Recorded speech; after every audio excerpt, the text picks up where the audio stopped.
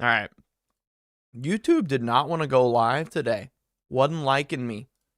Didn't want to be a part of the process. I don't know what it was. YouTube was like, nah, dude, we ain't going live today. Sorry. You've been doing it too much. I don't know what it is.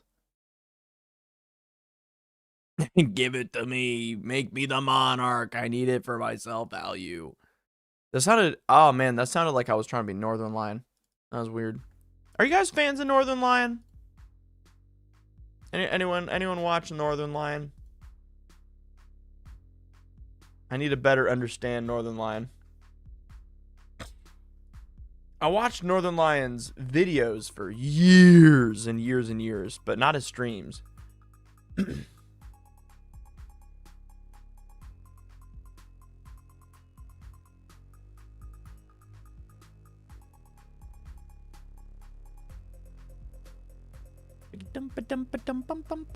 The man starts streaming right as I finish my workday. What's good, Justin Brush? What's good?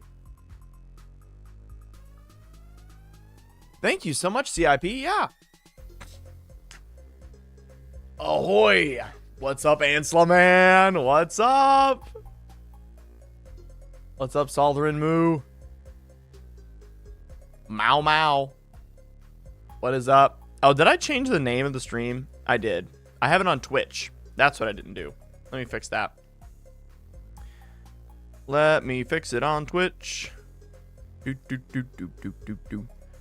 15 decks to roast. 1 stream. Episode 4. Bum, bum, bum, bum. There we go. All done. Hey, everybody. Happy Saturday. Happy Saturday. Y'all ready to get roasted? The roasting is going to begin soon. We do have a poll. Is there a financial difference on your end between Twitch sub and YouTube membership? Which one is preferred? I get the exact same amount from both. Funny enough. I'm an OG Twitch and YouTube partner, so they give me like this like old rate of 70-30.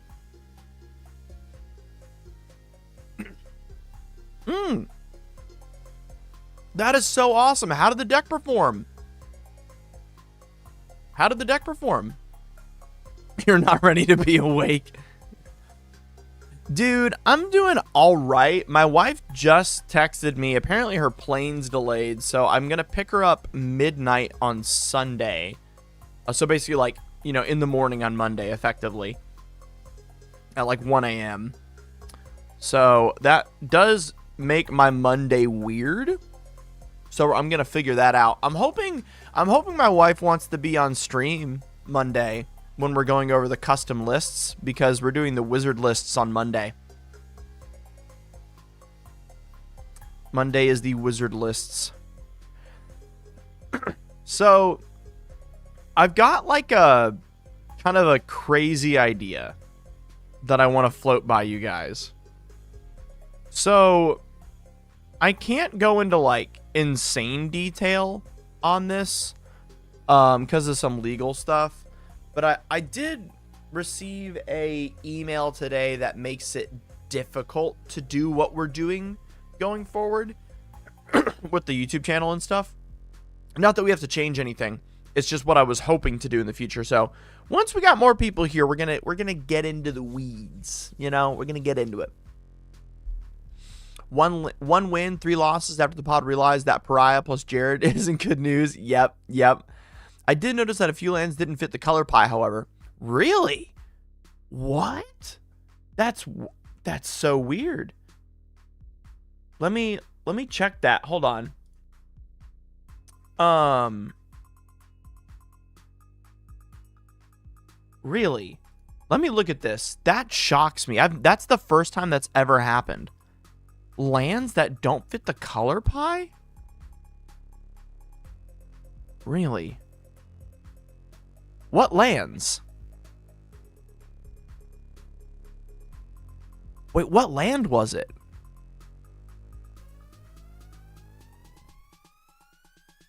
There's a black card? What? Oh, yeah, you're right. That is so weird. I've never had that slip past me before. Huh. Good point out. I'm slipping. I'm slipping. It's over. It's all over. Fair enough. Yeah. I don't know. I wonder how many other decks I've done that to. Huh. Because when you're in a 3-color deck, there's one fetch you can't use, and then all other are usable. That's so strange. Oh yeah, you just literally put in a basic instead of it. It's no big deal. Yeah, really weird. Huh? I don't think I've done that before. That's a weird error. Yeah. So okay, we're getting a few people in here. All right. I knew today would be lower viewership because it's Saturday. Totally normal. I thought maybe we'd be chilling here at like 15 viewers. The fact we're at like, 29 right now. Liddy, Sweet. I'm glad, Ansel, man. It was a fun deck. I liked it a lot.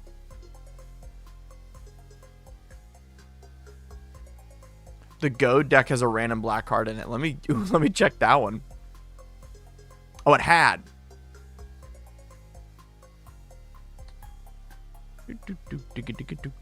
All right, I'm gonna pull up the Aura farm here. So there was a random black card in here. You know what probably happened? I don't know if you guys knew this. You can drag images over from Scryfall into Moxfield, and it will automatically load it for you. You don't have to like type it in. I bet I accidentally dragged a wrong card at one point. Lively Dirge. You know what happened? I was building the Blind Demon, and I probably dragged it over to this deck on accident. I'm almost positive that's what happened. What is up, Mad Maverick? How you doing? Yeah, exactly. I mean, 30. Oh wow, we're at 30 people. I'm very happy. That's great. Yeah, we need to catch up. So I had to do that.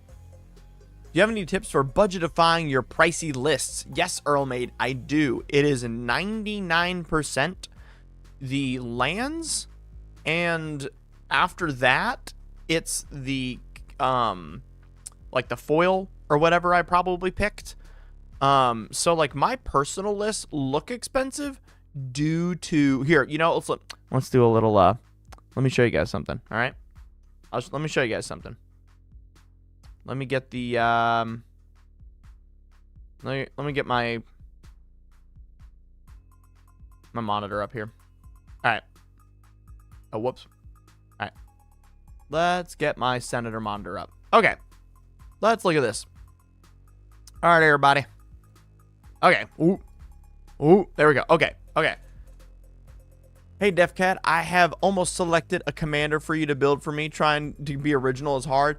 KV, you can ask me to like build something that like isn't original, giant air quotes, like it's popular, and I'll make it original. That's what I'm here for.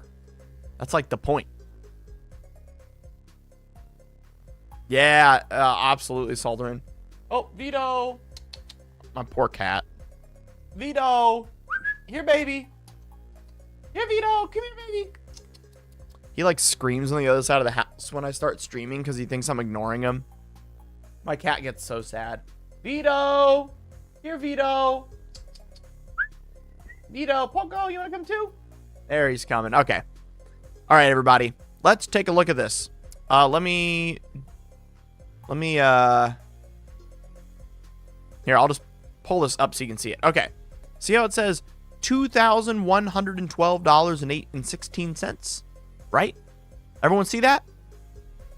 Chat, you're able to see that, right? All right, Vito, come here. Come here, baby. Whoop. There we go. Cat in lap. We're good. Okay. It says $2,112. So this is how you get a list like this down in price. Very, very, very easily. Whoops. Okay. So first, You go up to the top, you click more, and you click update to cheapest. Bonk. Update to cheapest, right? Automatically, just by doing that, we're now down at $596. Yeah. Already down there. Yo, I'm feeling much better. Yeah, mana pool and card market. Yeah. Yeah, Andrew, I get that. Absolutely. What is up, Balleroni Cheese? All right. The next thing you do, once you've done the update to cheapest, guys, you go to sort by price and figure out if there's any outliers. So, for example, the most expensive card in the landfall list is only $25 for creatures. That's fine. That's not expensive. But we have a huge outlier in the sorceries. In the sorceries, Scape Shift costs $65. $65. Oh yeah, you're right. I just updated the actual original list. It's okay. If we update to preferred, it all goes back to my original printings, except now they're not foil. Cool. Oops. Yep, I did just mess up the original list. Well, that's awkward. I blame my cat. He's in my lap right now, and he's bothering me a lot. He's also digging his nails into my leg. Okay, so update to cheapest. I'll have to fix that deck later. Oh, well. So we update to cheapest, right? And then we sort by price. And then once we've sorted by price, you can take out the outliers. So, for example, Scape Shift is like $65. Bonk. Anything else super expensive? Exploration. Is Exploration really $40? Are you serious? It was like $6 for a while. Holy crap, that went up. All right, well, remove that. And then Burgeoning is $25. So we're like keeping like $25 as our ceiling. Yeah, that's $75 for one card. Nope. Boseiju, nope. Otawara's close. And then Hollow Bandit Lord's really not needed. It was just for the flavor. Ouroboros pretty needed. Udeki, yeah, okay, cool. We have now gotten the deck down to $344 by only doing cheapest preferred, and then we're going to replace 6 cards in the deck, and they're not even big cards. Then we're going to try to purchase the deck. So what you do is you go to Mana Pool, buy now. First, we got to clear our own cart before I do that. Now let me clear the cart. Boop. All right, there we go. They have everything in stock. And then $113. You can get 96 cards from the original list for $113 shipped. And that's without even optimizing the price yet. So, like, my list says $2,113. Literally, all you have to do is just update things properly. Dang, do I really have to? Oh, man, I have to switch all this stuff back to foil. Oh, that's annoying. It's going to take me a while to fix this. Anyway, yeah, I hope that helps, guys.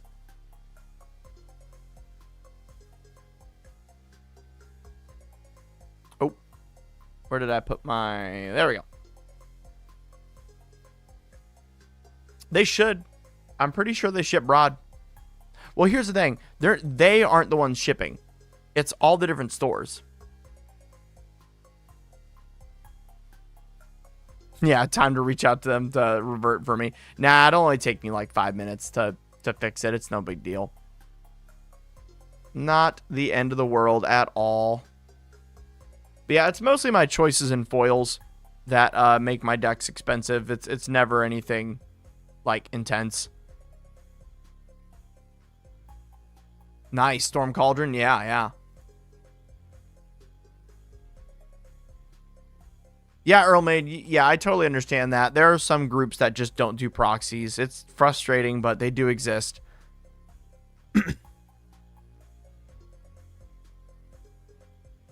That's awesome. Yeah. I think this list, if Jeweled Lotus and Mana Crypt were still around, there's like definitely a world in which this deck, not the way it is, but like an AC deck could be like an actual viable strategy in CDH. If we still had Mana Crypt and Jeweled Lotus, I think it'd be possible. It's easy to say get new friends for sure. Like, I had a friend group for a very long time that was anti-proxy, and it sucked. And then eventually they stopped playing Magic, and I got new friends.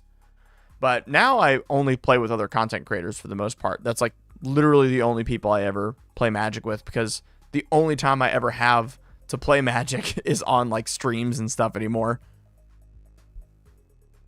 Oh, that deck was just us going over how to make the reverse landfall deck cheap, and not you can purchase 96 of the 100 cards for that deck for $113 on Mana Pool shipped.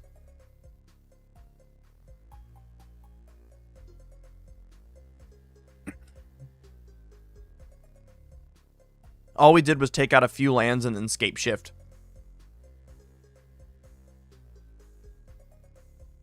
Yeah, if your friends are to the point where like you can't afford to play the decks they play, you can definitely proxy and just not let them know, unless you're at an LGS where like you need to own the real cards to be playing there because it's for like an event.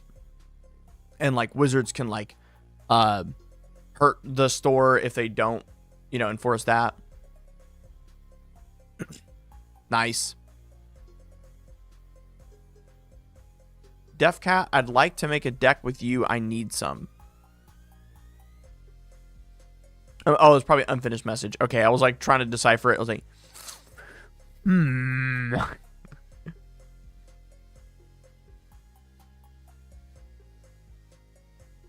a funny competitive Urza list.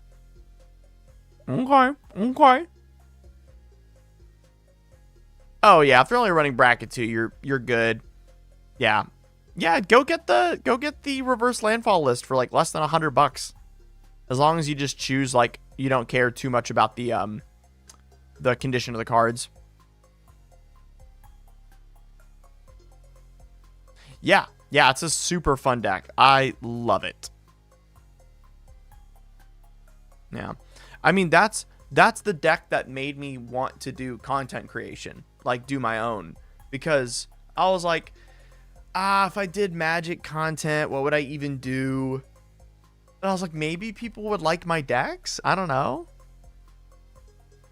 And here we are. So, all right, guys, today is a roast stream. So, we're going to be roasting a bunch of submissions. We have 15 submissions left from the month of September that we're getting done today. And then we'll be moving on to October submissions, including deck lists starting, I think, Thursday next week. We'll be on October's stuff. We were behind due to Atlanta. It's not like a regular scheduling issue. I just should have scheduled around Magic on Atlanta better. But today we're going to be going over 15 different decks. We have a Shorakai, a Golbez, a Flubs, a Zabaz, a Balin, an Umodi, an Onwan the Ruin Thief, a Wraith Vicious Volante, Norman Osborn, Chatterfang, Lucas Max, Marvo, Saruman, and a Ghidorah King of the Cosmos, also known as Illuna Apex of Wishes. Boom, boom! The last 2 decks from yesterday. Oh my gosh, which one were they? Crap. I don't remember which one they were. What's up, Kyle? The Yisan video is currently being made. I'm off for the day. See ya, Andrew. Thank you so much for the donation. I very much appreciate that. Going straight into the date night fund for this Wednesday. Very excited. Jared Carthelion and Serpents. Let me check. I'm so depressed I can't even blink. Thank you so much, Andrew. I very much appreciate that. Straight into the date night fund. Cool, I got Jared's here. Okay. I got the Jared Cartholion one.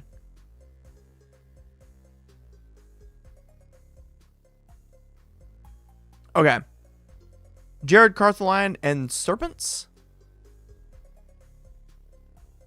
It's what Retro wanted.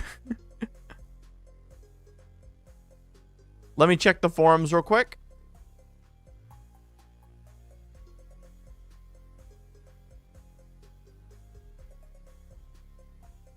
September. Custom decks.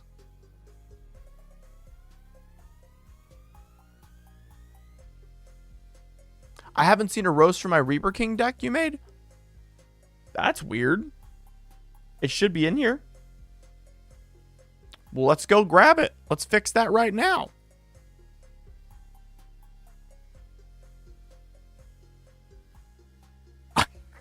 I'm affected by the government shutdown, so I got plenty of time to watch. Oh, bro, we both got dyslexia now. I've given it to you. Yeah, let me get the Reaper King up. Boop. Awesome. Reaper King put straight to the front of the line today. Right after the Jared deck and then Serpent King's deck. Let me get that one up now.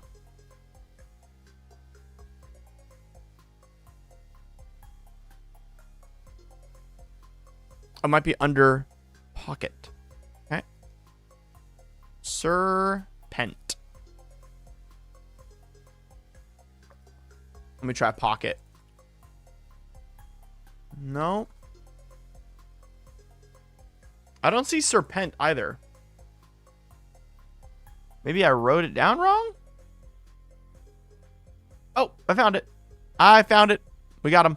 We've done it. We've done it. Absolutely. Okay, everybody.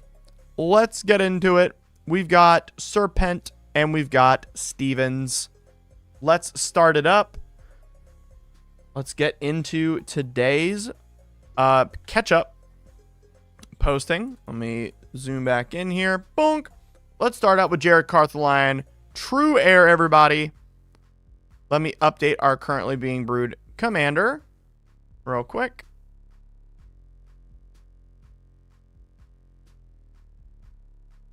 There we go. Awesome. All right, everybody. Yeah, it's a snake person pretending to be a knight getting close to the king. That is really good.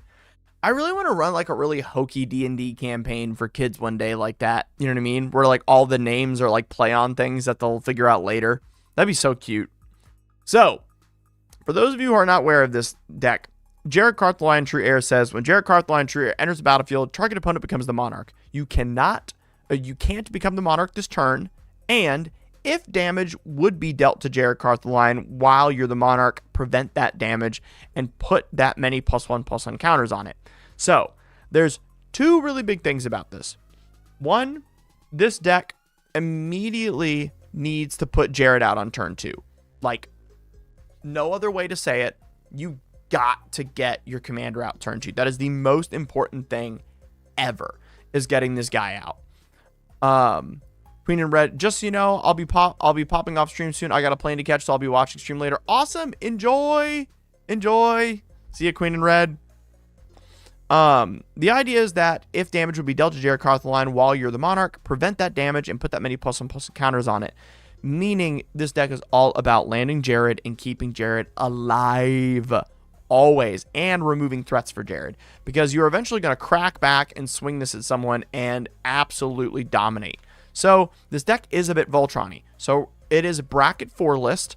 We're going to be running things like Colossus Hammer, Commander's Plate, Ember Cleave, Mithril Coat, Nemesis Mask to make sure everyone has to block him, Sword of Wealth and Power to be protection from instant and sorceries.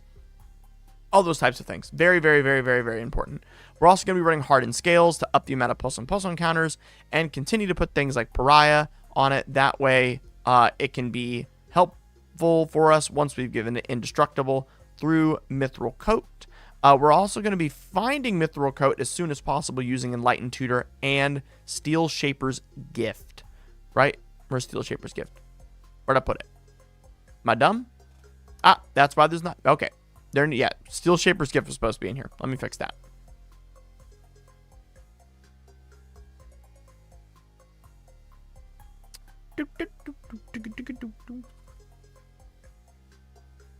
There we go.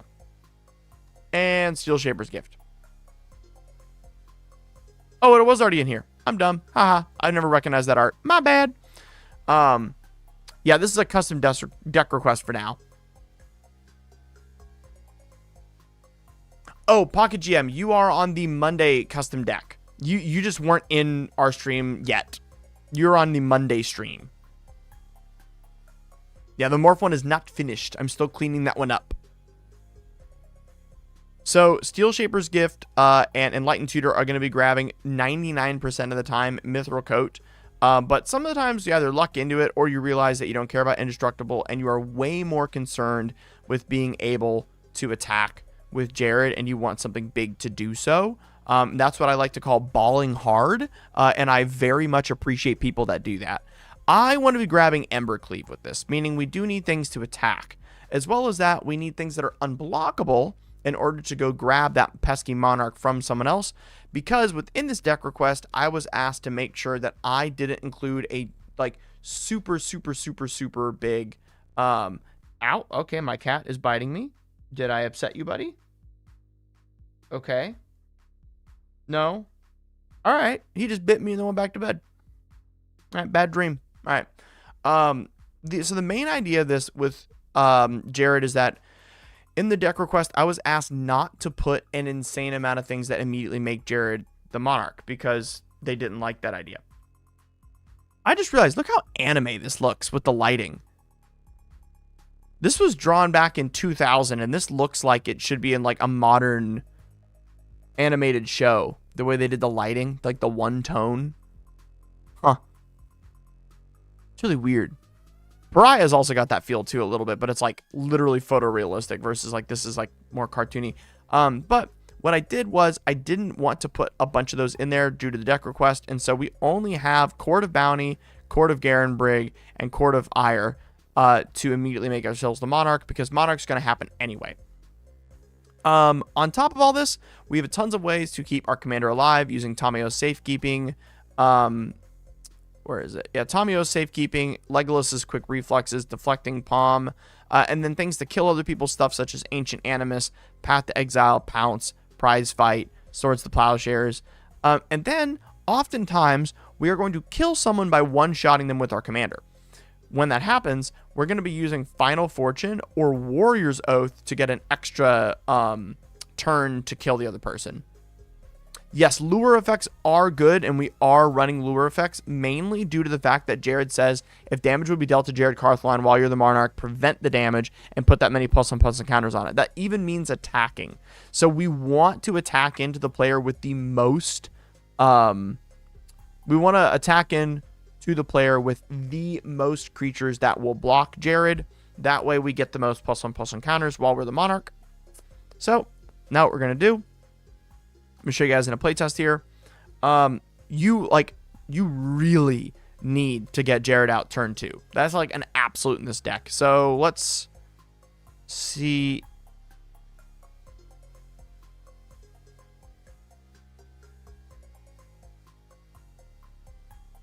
Dang. This first hand's literally perfect. This is a flawless opening hand. Y'all saw me open this. You know I ain't stacking this crap. All right, we'll draw for turn. We go Plateau, right? No, not Plateau. It's Arid Mesa into Taiga. Right? Yeah, Taiga. Bonk. Bing, bing, bing. Into Arbor Elf. And then we go Plateau into Jared. Bonk. Someone else becomes the Monarch. Next turn.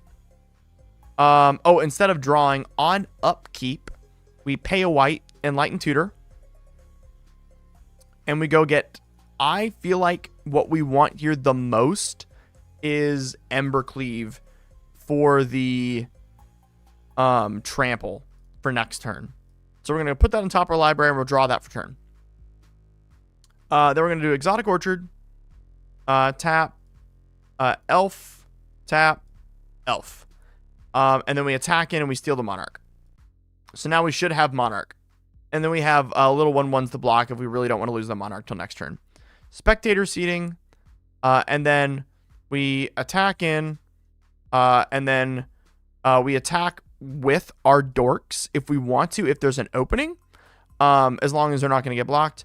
Flash in Embercleave. And now Jared is a 4/4 double striking trampler. And then from there, we're going to want to find something that gets them to lure. And so, oh yeah, and we draw it end step for Monarch. Thank you. But the big thing is here is I like to Enlighten Tutor for Embercleave because it does more damage. But realistically, if you feel like you can keep the Monarch with this deck, instead of tutoring for Embercleave, you need to be tutoring for a lure effect. You want to go find something that will force your opponents to block you. That is like way more important because that is the basis of the deck. Let me find a lure effect we'd like to. Yeah, Nemesis Mask would have worked too, and we still would have been able to put it on Jared. And then let's say they block with like 4 power of creatures. And we get to add, you know, four counters to Jared. Awesome. End step, draw, and then we'll go to our next turn. Sadly, we just have lands, interaction, and mana. Maybe that means I should add more threats to this. But in my opinion, the deck is doing what it is supposed to do. Especially the fact that we got Jared out in on turn 2. Which, new hand, let's try it. Temple Garden, Arbor Elf, and then it's Tower, Jared. Next turn, Spire Garden. Probably. Actually, it's Ancient Tomb. 1, 2, 3, 4, 5, 6. Oh, we didn't need the Ancient Tomb, no.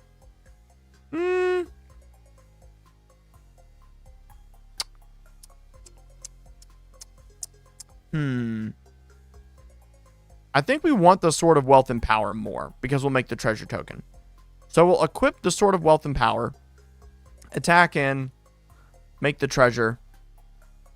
And then when you cast an instant or sorcery next, you get to copy it, and then we can sack the treasure and then copy a Path to Exile and kill 2 opponent's creatures. But at the same time, we're not like really big on trying to kill other people. The reason we want to do, the reason we often don't want to remove our opponent's things is we want things to block Jared. That way we get more +1/+1 counters. So you got to be careful with it. But already, this is turn 3. This is insane. So let's say we killed things that were like a problem for Jared or something like that. You know, cool. Now we've got Combat Celebrant into Swiftfoot Boots. Yeah. Pretty good.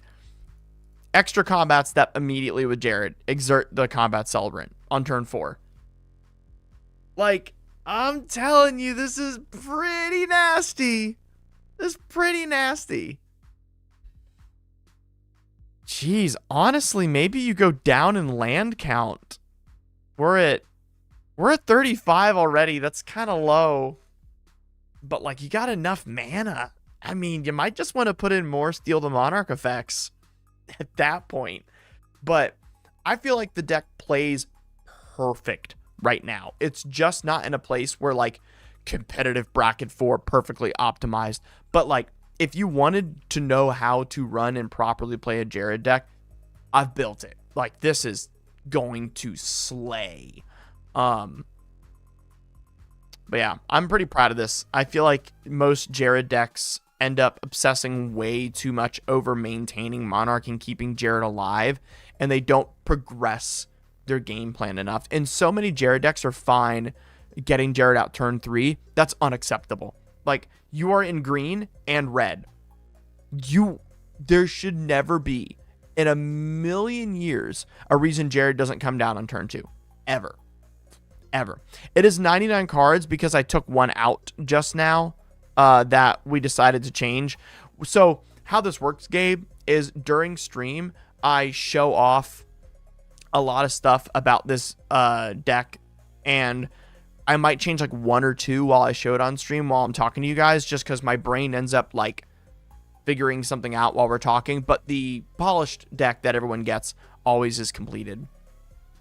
All right, our next deck is for Serpent, and I was asked to make a mutate deck, a unique mutate deck. So I love this list. I actually want to like build this list. It's very interesting to me. Basically they're like, hey, I like mutate. It's cool. Haven't seen much about it.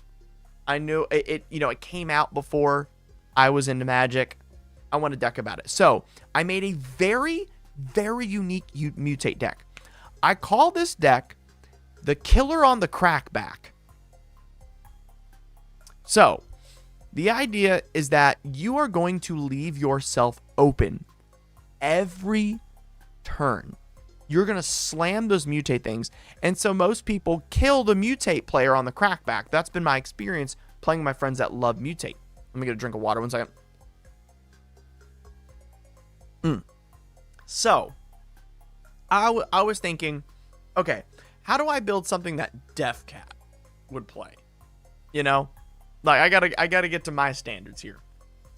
Tooting my own horn for a second. Well, I would never in a million years let my deck have such a glaring weakness. No. So I call this the Killer on the Crackback. First off, let's go over the mutate stuff. Nethroy says, whenever this creature mutates, return any number of target creature cards with total power 10 or less from your graveyard to the battlefield. We are now going to use one of the dumbest rules in all of Magic to cheat this deck. Introducing Scourge of the Skyclaves. Wait, what? Where'd I put it? Where's the... Am I dumb? Where is it? Where's Scourge of the Skyclaves? Where'd he go? Did I miss it? Oh, there he is. Okay, great. Introducing Scourge of the Skyclaves. Scourge of the Skyclaves says, whenever you cast a spell, if it was kicked, each player loses half their life rounded up. Scourge of the Skyclaves power is tough power and toughness are equal to 20 minus the highest life total among players. That means if Scourge is in your graveyard, it has negative 20 power if one of your friends is full life. That means you can now go get 30 total power from your graveyard with Nethroy because of how it balances things out. That's pretty cool, isn't it? It was pretty cool. So now you can go put any number of creatures in your graveyard. You can literally put the entire deck. You could put every single creature in your graveyard. And then when you mutate Nethroy, you get to get every single creature from your graveyard back. All of them. But DefCat, how am I ever going to get all of the creatures in my deck into the graveyard? Doom Whisper. Pay 2 life, Surveil 2. Surveil says you can look at the top card of your library. You can either keep it on top or put it into the graveyard. You're going to pay like 39 life into this thing. You can't technically do that. 38 life into this thing. You're just going to dump all your life, put all your library in your graveyard, and then you're going to mutate Nethroy on top of Doom Whisper. So now it also has Flying, Trample, Death Touch, Lifelink, and then return all these creatures to the battlefield. Yeah, counterpoint. Bolt. You don't actually want to pay that much life. That's a little intense. What do we think? It's pretty cool, right? It's pretty cool. Pretty cool. Now, let's get into a little more here. I didn't include an instant win combo with that because I felt like that would be boring. You're also on a budget, so I didn't want to blow your budget. So we've kept to the budget. No instant win, boring, infinite, crazy. You can still play this at a normal table. So we have a bunch of mutate creatures in this list that do awesome things, such as like returning things from your graveyard. You get to exile permanents from the top of your library and then play things for free. You get to destroy creatures and planeswalkers. You get to destroy artifacts and enchantments. You get to put +1/+1 counters on creatures. All the normal mutate stuff. But then, like I said, I didn't want it to have that normal mutate weakness, so I made something called the Killer of the Crackback. So, I would like to introduce you to a card that many people in Magic the Gathering are very, very fond of for multiple different reasons. Let me find where I put it. Bruh.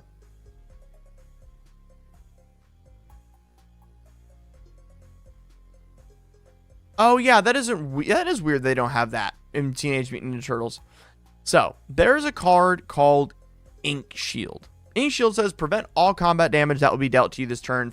For each 1 damage prevented this way, create a 2/1 white-black ink creature token.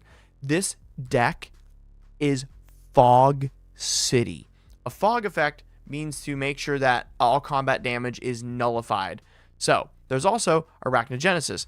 Create X/1/2 green spider creatures token where X is the number of creatures attacking you. Prevent all combat damage this turn. So, we've got Arachnogenesis, we've got Blunt Assault, we've got Comeuppance, we've got Divine Deflection, we've got Dawn Charm, Ethereal Haze, Fog, Haze of Pollen, Ink Shield, Honorable Passage, Holy Day, Mirror Strike, Moment of Peace, Riot Control, Safe Passage, Spore Cloud, and of course, Winds of Call, Sisma. Yep.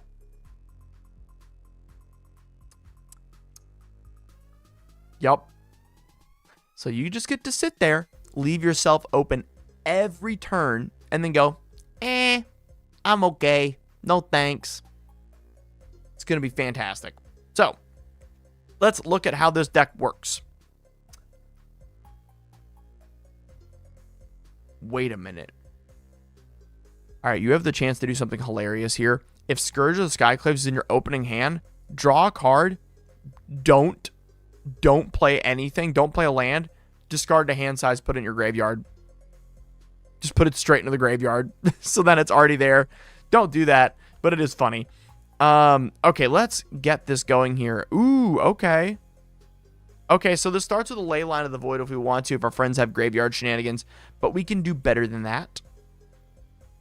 So let's mulligan here. Let's see here. Ah, there we go. There we go. Great hand. This is a great hand. Okay. Draw for turn. Oh, this is a mulligan to 6. Whoops. We can put one of these at the bottom of our library. Probably put that on the bottom of the library. Okay. We're going to do our Radiant Grove tapped. Next turn, Forest, Sakura Tribe Elder, and then you can sacrifice it. And we are going to go get a basic land and put it onto the battlefield. And we'll go get ourselves a swamp. Awesome. All right, turn 2. Turn 2, the Jungle Hollow comes in tapped. You gain life. And then we can play, if anyone tries to hit us, we've got Arachnogenesis. Let's say one of your friends attacks you with 3 1/1s. He's a goblin deck. Arachnogenesis. And then you're going to make 3 1/2s, little spiders. Bink, bink, bink. Awesome. Next turn, you get to play Tainted Field, and you are getting really close to being able to... You can cast Nethroi now, and then mutate onto Nethroi later. That's a really important thing to say.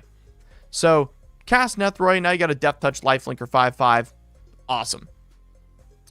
Turn 5, we're going to mutate onto Nethroi, and then we're going to... Oh, wait. That's a 6 mana mutate. We got to wait on that. We only have 5 mana. So then this time we cast Luminous Broodloth, and then we hold up Holy Day to prevent combat, and we just go ahead and swing out. Gain 5 life. Next turn, get the land, mutate. X is the number of times this creature's mutated. It's only mutated once, so we get to exile the top one. And what does it say we can do again? It's put those permanent cards on the battlefield. So then Violent Tumor goes straight onto the battlefield. Enters the battlefield. We get to search a card and put it into our graveyard. And then we can have Apex of Nethroi's trigger happen now. And we can go grab any creature we want to mutate out from our graveyard onto the battlefield using Nethroi that's 10 power or less. So let's go find a massive creature we want and immediately put it onto the battlefield. Doom Whisper. Cool. We put Doom Whisper onto the battlefield using that. And now we can start paying life and putting things into the graveyard if we want to. And this is all on turn 6. Like, obviously what we're doing here is super dope. This is like crazy cool. There's lots of tech you can do now. You have a lot of options, you know, what you're going to get to do. So like you have ways to protect yourself in your hand. You have options on what you want your game plan to be. We've gotten to tutor. We've gotten to play things for free. We've got things that bring back things from the dead if they die. Like there's just a crazy amount of like really cool things we get to do now. And so the issue is, if you can look at here, we don't have anything to mutate onto Nethroi right now. We have ways to surveil until we find something, right? Like this, and we're going to wait and keep surveilling until we find something with mutate. There we go. We'll keep Gem Razor on top. Next turn, mutate, and then we can do all this over again. Could you explain the star guy? Yes, let's go over that one more time for y'all. So, Scourge of the Skyclaves says its power and toughness are equal to 20. So it's 20. That's his power and toughness. But then it's minus the highest life total among players. Our opponent is going to have 40 life because it's commander. So their power isn't 20, it's negative 20. And so when our commander calculates what the total power is, power 10, it adds negative 20 to that total. So if I want to bring back a total of like this, like all these creatures, that's 25 power total. And because it says we can only have a total of 10, as long as we get minus 20 on the power and toughness on the Scourge of the Skyclaves, we're now technically only at 4 total power that we're bringing back. Yeah. If you're going to play this deck, I highly suggest buying the Biollante art. If you're not a Godzilla fan, you will enjoy this deck more by buying this card and watching the Godzilla movie. Literally, you will. It's insane how much this alternate art treatment is actually more perfect for the deck than the original card. It's one of my favorite Godzilla characters of all time, right up there with Destroya. I pulled it too. Yeah, I pulled it too. And when I was doing Ikoria, I was so excited when I got it. Oh my gosh. It is Biollante. Godzilla versus the Biollante. It's the name of the card. If you just search the name of the creature, you'll find it. Biollante plant beast form. Yeah. So I'm talking about the like 90s and earlier Godzillas, not what you guys probably know as Godzilla. Anything past 2000 is a completely different era. I have very mixed feelings about those. But if you want to get like super into Godzilla, trust me, watch the Japanese ones. Shin Gojira and -1 are some of the best movies ever made. Like, end of story. Like, they're incredible. But yeah, Biollante ones are awesome. I love the old ones. Yep. Good. Illuminous Broodmoth, which is in this deck, is also, I'm 99% sure there's an alternate art of Mothra. Yeah. Oh wait, that's not? Oh yeah, there it is. I was about to say. Yeah, you can get that one as Mothra. It's incredible. Here, I'll show you guys the art. Yeah, Rodan, Ghidorah, Mothra. Mm-hmm. So amazing. Yeah, Luminous Broodmoth is now a $2 card, by the way. And this card is absolutely broken.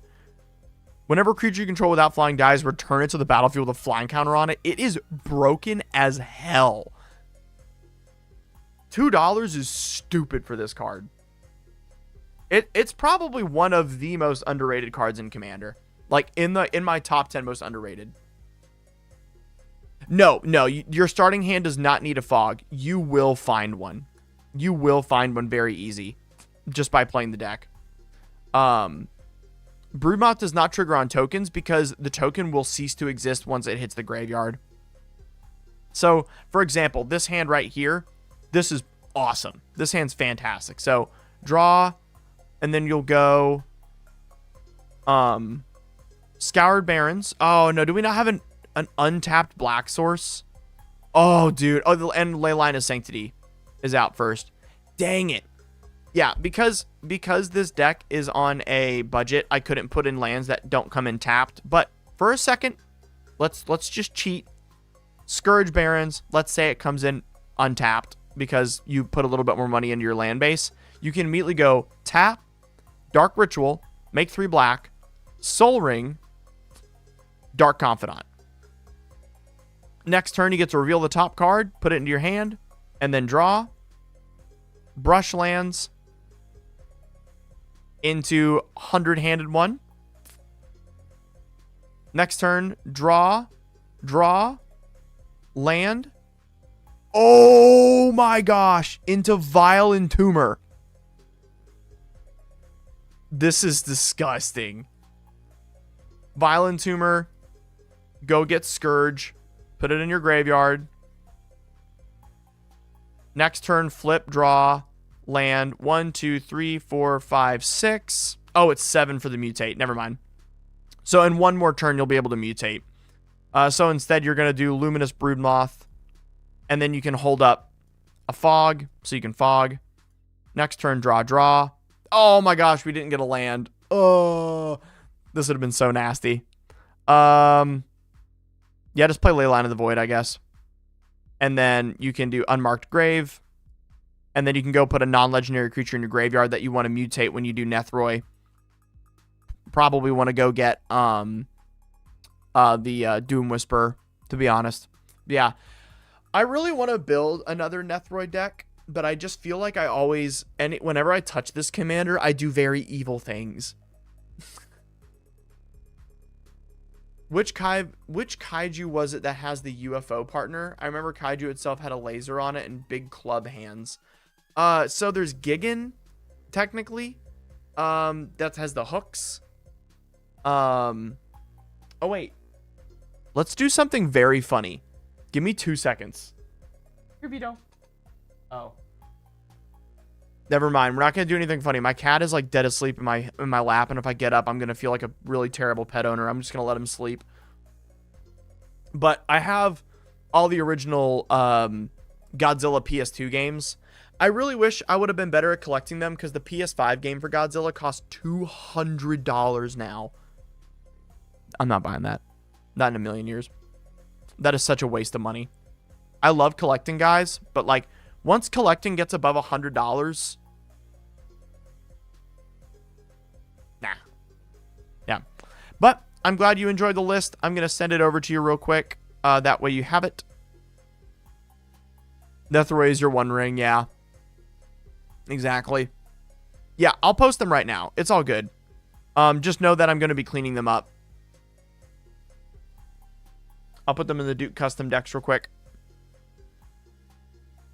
Oh, my goodness. Everyone, hold up. All right, we did the catch up deck list. I had a big thing to ask everybody. Okay. I don't know if this is selfish, what I'm about to ask. So let me know. I'm up to your jurisdiction. You guys are the audience. All right? You let me know.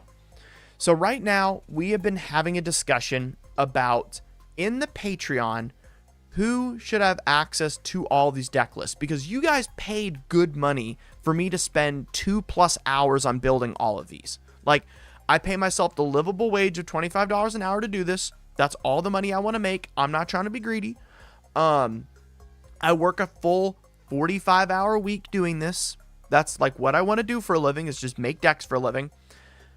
I talked to Moxfield about, I can say all this now. I talked to Moxfield about making a function where you guys can connect your Patreon to Moxfield in order to have access. And long story short, there is something legally there we're not allowed to do. So the function I have now of just making like a, sharing games later. Absolutely. Absolutely. I can do that. So Moxfield legally can't do that for me. I don't know the exact reasons, if it's a Wizards, if it's a Patreon thing. I don't remember. But long story short, there's a legality there. But I don't know if you guys are familiar with a website called EDH Top 16. Have you guys ever, or not this, CDH database. Sorry, that's what I meant. The CDH decklist database. Look at this. See how beautiful this is, guys? Right? It's really nice, right? And then you can search, and then there's like forums about it, little things, write-ups. Would you guys be interested if we did a fund stream for a website? Like, I will go out and pay someone to build a database for the channel. And then it'll connect to Patreon. So that way, if like, depending on the tier you're at, you'll have access to things. Would it be selfish of me to like do like a big like fundraising stream for that? Or do you guys just want me to use my own funds that I've made from the channel so far to do this? What do you guys think?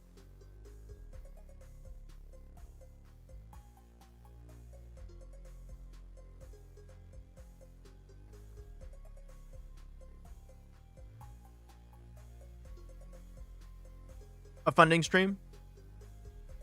Okay.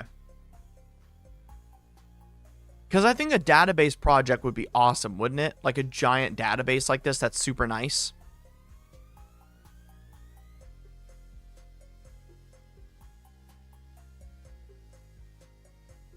And then everyone can have their own login.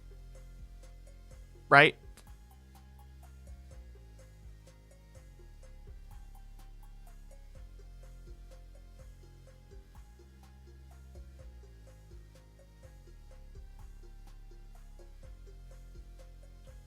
Funding stream? Okay. Here's the thing, Ziggy. Here's the rebuttal to that. I think that with the database, what happens is people will pay all this money for a list, and then if it's just open to anyone at the lowest tier, they'll feel like their deck is no longer theirs and special. If that makes sense. Kuka, I'm just here for the content. You do you, baby. I feel that. I'm just a chill guy. Maybe have it so non-patrons can access your decks. That's the thing, is the database needs to only be patrons because they paid for it. Like, respecting them. Shay, yes. People have absolutely complained about the deck list being public. 100%. Yeah. Because they pay like $50 to get a custom list that's supposed to be like theirs and special.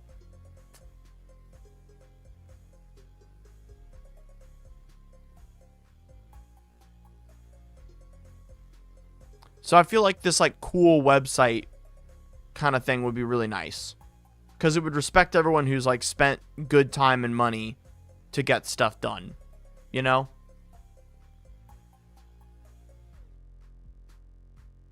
No, Elaine Blackwell, I only show maybe like 40% of the deck during the stream. That's the thing. Yeah, David Nabber, 100%. That's what I want to do. I want to give them the option to put it on the public forum. So like the website will have like a public free form as well, you know? Exactly, Ziggy. Exactly. There's people that $10 a month, that's a lot. And I don't want to get those people like not be able to do it. So the idea I have is when someone buys a deck from me, they then get the ability to share it to whomever they want to. I think most people, according to the here, let's check the Patreon poll I did earlier. According to the poll, 74% of people who have purchased a deck are fine having a lower bar of entry, and 26% want to keep it to those who have paid the full 50. So like I think just giving everyone the ability to share as much as they want, I think that helps a lot. So we can do, I think, like a stream where I reach out. I can probably figure out who made this website. Actually, I can probably just email whoever made this. I didn't think about that. I'll just find the guy who made this website. I know some of the people that used to work on this website. It shouldn't be too hard. Okay, cool. Awesome. Thank you, guys. Now, everybody, it's 3 o'clock. We've been here for an hour. Time to get into some deck roasting, everybody. Let's do this thing. Let's do this thing. Yeah, I agree with that, Ziggy. I think that's kind of where we need to be. All right, everybody. Let's get into some deck roasts. The first one is Olivia, the Reaper King. All right, everybody. Let's get into our Reaper King roast. That's weird. Why is it lower than the other ones? Hold on. Huh. All the other decks, they don't look like that. Maybe I... Anyway, let's cutting off the bottom of the card. No big deal. We're going to get into a Reaper King roast. Let's do this. All right. So, oh, wow. It's cutting off a ton of the Reaper King. Why is it doing that? What in the world? That's so weird. Okay, let me fix this little part of the screen. Sorry.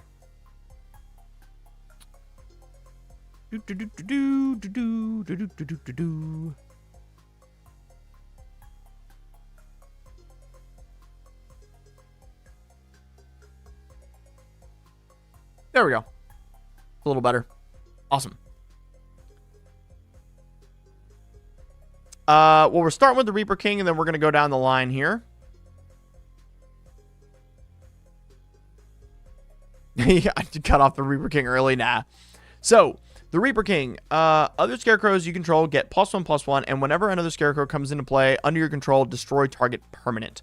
So, the biggest issue that we originally had with this list was that it was not in the certain budget bracket that we wanted to. And so what we want to do is we're going to be going over this list in a way that we can lower its cost, as well as make sure the power level is maintained. So that's the biggest thing we're doing. So there's some outliers here, such as Tezzeret the Bridge. So if we update to cheapest, that is already the cheapest copy of it. We want to get anything to $25 and below. That's what we're going to start with. What's up, 8-bit? So Oko and Ugin, very good value, $5 and below. We love that. Morophon is at $6. Our creatures are super cheap. That's awesome. Jeska's Will's at $32 and also doesn't even fit like a theme. It was just a way to churn out more creatures. So Jeska's Will is very easy to replace immediately with a Seething Song because it was never about the card draw. It was about the mana. After that, we have Enlightened Tutor at 38. It's up to 38? What in God's name? What? Dude, I am out of it. I had no idea the tutors went up in price so much. Good Lord have mercy. That's not a real... Hold on. We're going to Mana Pool. There's no way that's real. I refuse to believe that. There's no way it's a $38 card. Really? Dude, it was like... Not even a month ago. It was $15. What happened? Wow. Geez, that jumped in price. So that also probably needs to go. After that, Coat of Arms at 20, but Coat of Arms is essential to a Kindred deck. We don't want to lose that. Aura Shards is up to 20, also doubling down on what we're already doing with the deck, so not super important. What's up, Venom? My favorite live action doppelganger of Dr. Robotnik doing today. I love comments like that. That makes my day. Soulstone dropped. Yeah, people wanting to tutor the Soulstone maybe.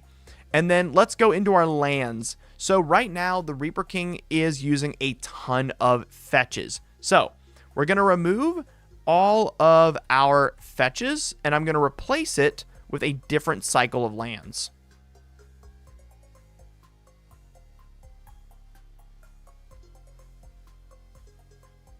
And we're instead going to add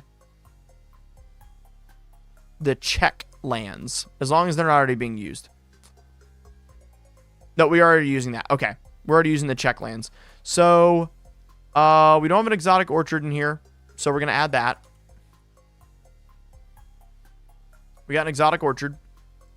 We definitely want a gemstone mine. Re-enlightened tutor. Tuition costs are skyrocketing these days. That's good. That's good. That's very good. Gemstone mine is very good here. In all honesty, we can do the oh my gosh, comes in and then you name a creature and you can only make mana for that creature. It's played in Pauper a ton. What is it called?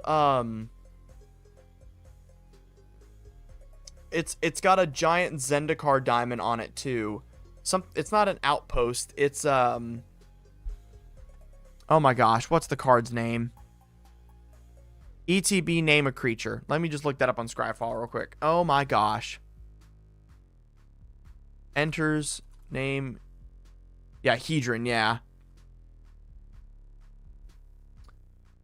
It's a land. It's not Path of Ancestry. Hold on.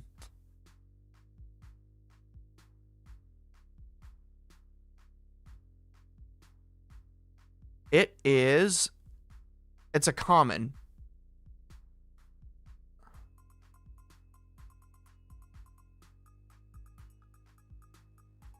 It could be just the ones that name the colors too, but I swore there was one that said name creatures and it comes in untapped.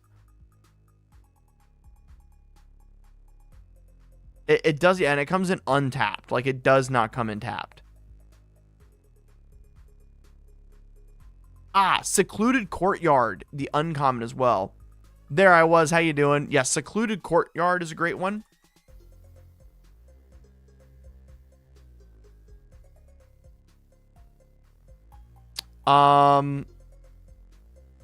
There was one more and it doesn't come in tapped.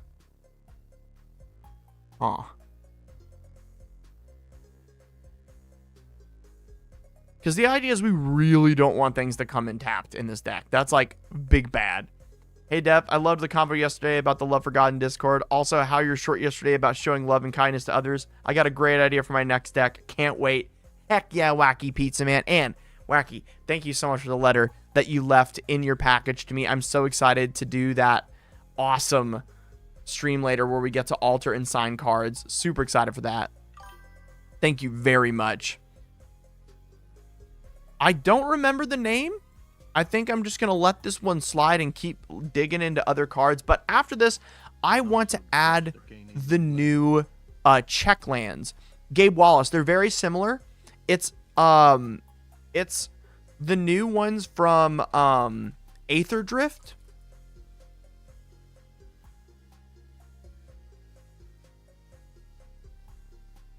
No, it's not a land that make creatures untapped. It's a land that comes in untapped where you name a creature.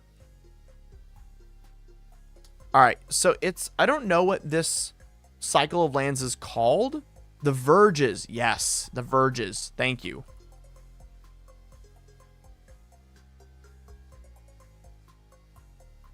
Yeah, so we're going to get all the Verges in here.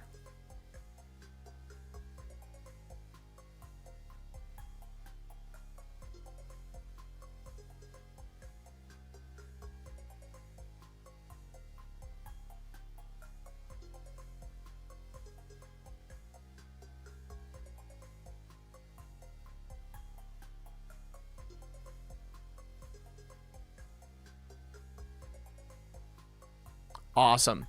Great, great, great. All right, we fixed that up now. And then we want at least one basic, and it's going to be a forest. Fantastic. All right, now we have all of the land situated, and we've gotten our costs down significantly. Doing our... So we just... unclaimed territory is the other land. Thank you. That's very good. Yes, Anime King, I'm going to be doing the emails for streams or emails for decks tonight. If you are in the Discord, your deck is already available for you. If you're not in the Discord, you'll receive an email. Cavern of Souls, yeah. No, we're on a budget. Cavern of Souls is going to be a little too big for britches here. So now that we've gotten down the price significantly, now we're going to be looking at whether or not we're going to make this deck in the bracket 2 feel. And we have inconsequentially taken out all of the game changers. So bracket 2 makes a lot of sense. So let's look at the bracket info at the bottom of here. The bracket info says it's got no game changers, no last man denial, no extra turns, and no tutors. So we are solid bracket 2ing this list now, which is fantastic. We've got extra mana ramp. We've got good things for counter spells and keeping our stuff alive. We are in good shape. Mads, what is up? Hey, DefCat, I fell asleep halfway through the last stream, and I haven't had a chance to see if my deck was there. Mads, if you are on the Discord, it's available. If you're not on the Discord, then you're going to be getting an email.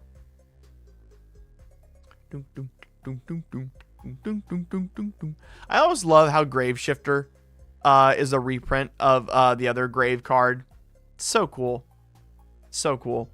So yeah, that is how I fix up a deck when someone's like, hey, I need a bracket down, I need a budget down. That's normally what we do. We start with just the expenses, and it turned out it was mostly just about lands. So that wasn't the biggest deal. So that we made that pretty easy. All right, what is our next deck? It is Shorakai. Ooh, Budget Shorakai by DeCool. Alrighty, alrighty. What we cooking with here? See, this deck... Now it's back to normal. See the where the commander goes. That is so weird. I gotta fix that now.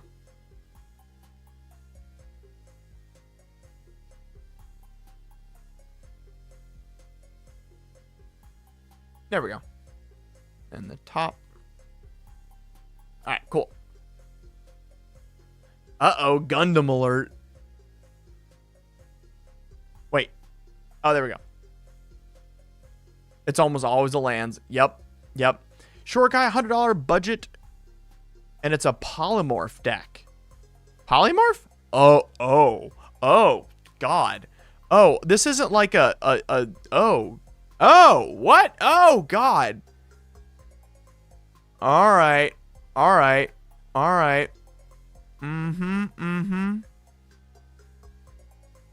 Oh, Buffoon. Oh my gosh. What do you mean by looking down on commanders that aren't able to be CEDH? Are you saying that, like, you just shouldn't play them even in casual? So, it's Azorius Polymorph, and it's not a typical polymorph list where you're just trying to polymorph and get, like, one specific creature. You just went, let's just play the fun blind box, flip a cool creature game. I heavily mess with this.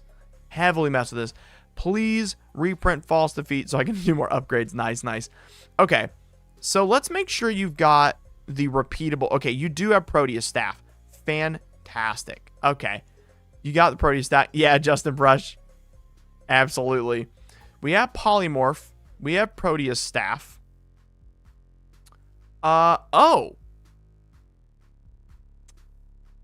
Oh, it's bracket 2 only. Okay. I was about to say that it's on the game changer list, but it's the one that can repeat a polymorph effect, but it's on the game changer list. Oh, you're not running Mystic Sanctuary. All right, Mystic Sanctuary to get polymorph back. Sanctuary to get polymorph back. Snap Caster Mage. I look like a hip Ned Flanders in addition to Waluigi. Hip Ned Flanders, that's a new one. Let me look that one up. Yeah, definitely Snapcaster Mage, even though there's like a very low chance you polymorph into it. If you do, you immediately go get the polymorph back in hand anyway, you know? Giga Chad Flanders. All right. Ned Flanders.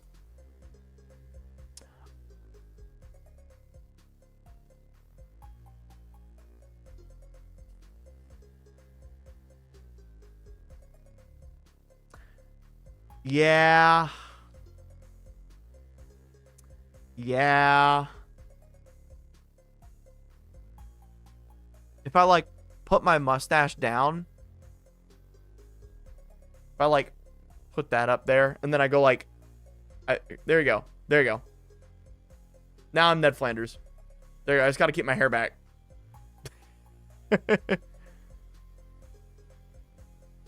Yes, there it was. We are going to do mission briefing next. You called it.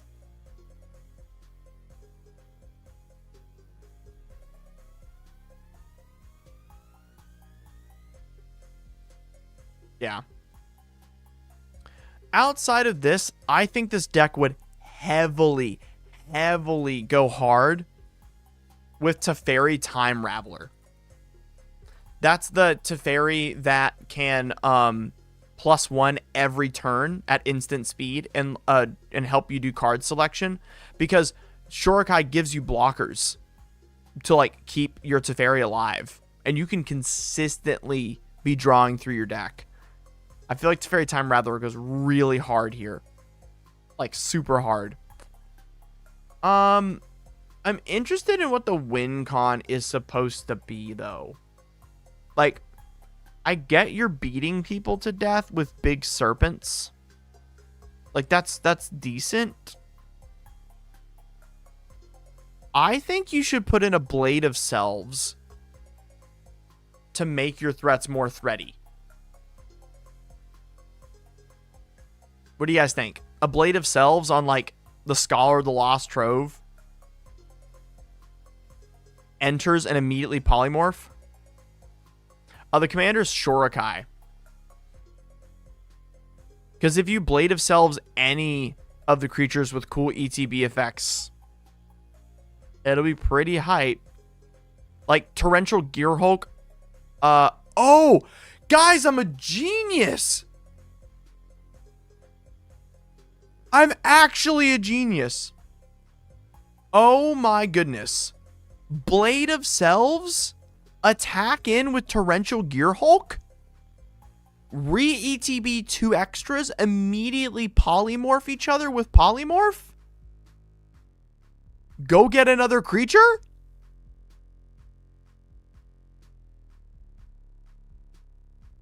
I think I'm a genius. All right, we cooked. We cooked. Enjoy. Enjoy. Go commit war crimes. Go commit your war crimes. All right. The Gem Guy. Fun. By Velas. This is meant to be a chill take on Golbez that rolls nice and easy as Bracket 2 should. Nothing crazy, some protection, some removal. Point is to not go overboard while also still feeling like you can react to most things, so getting Golbez to trigger doesn't fall apart.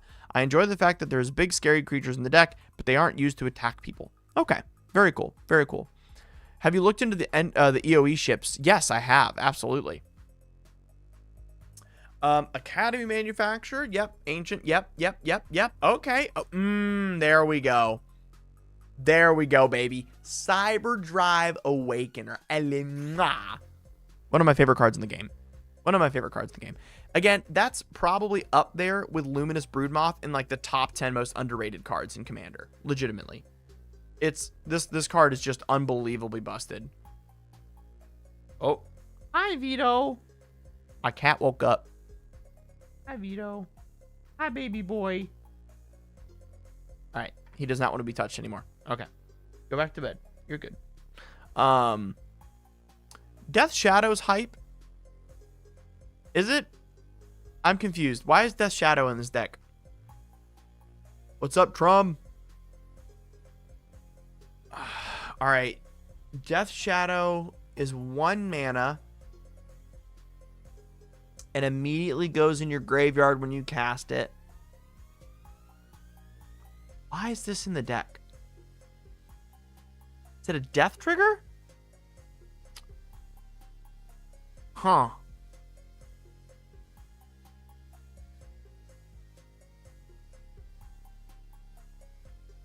What is Death Shadow for? I don't think I understand it. Yeah, Academy Manufacturer is absolutely busted disgusting. All right, we're only at 16 artifacts. I do not like that in a Golbez list. I hate that. You have a lot. Okay, there's a lot of artifact creatures at least. So you're still high on artifacts, but honestly, and Phyrexian Dreadnought. So this says, oh, Golbez is okay. Then if you control 8 or more artifacts, they lose its power. I don't know why I thought it was mana value. That's why. Never mind. Sick. I don't know why in my head I had it as mana value. That is fantastic. Okay, very cool, very cool. It's doing everything it wants to. It's got Entomb. I think. Oh, okay. Oh, okay, I got it. Lower land count. I would add in Doom Whisper combos with your other surveil equals draw creature.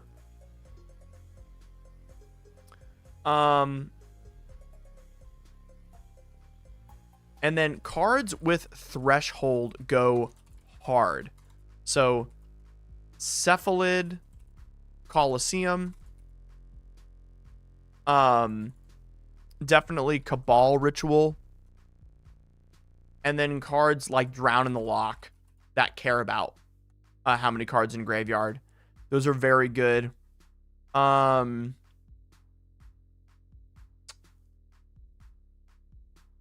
What else would I add to this list?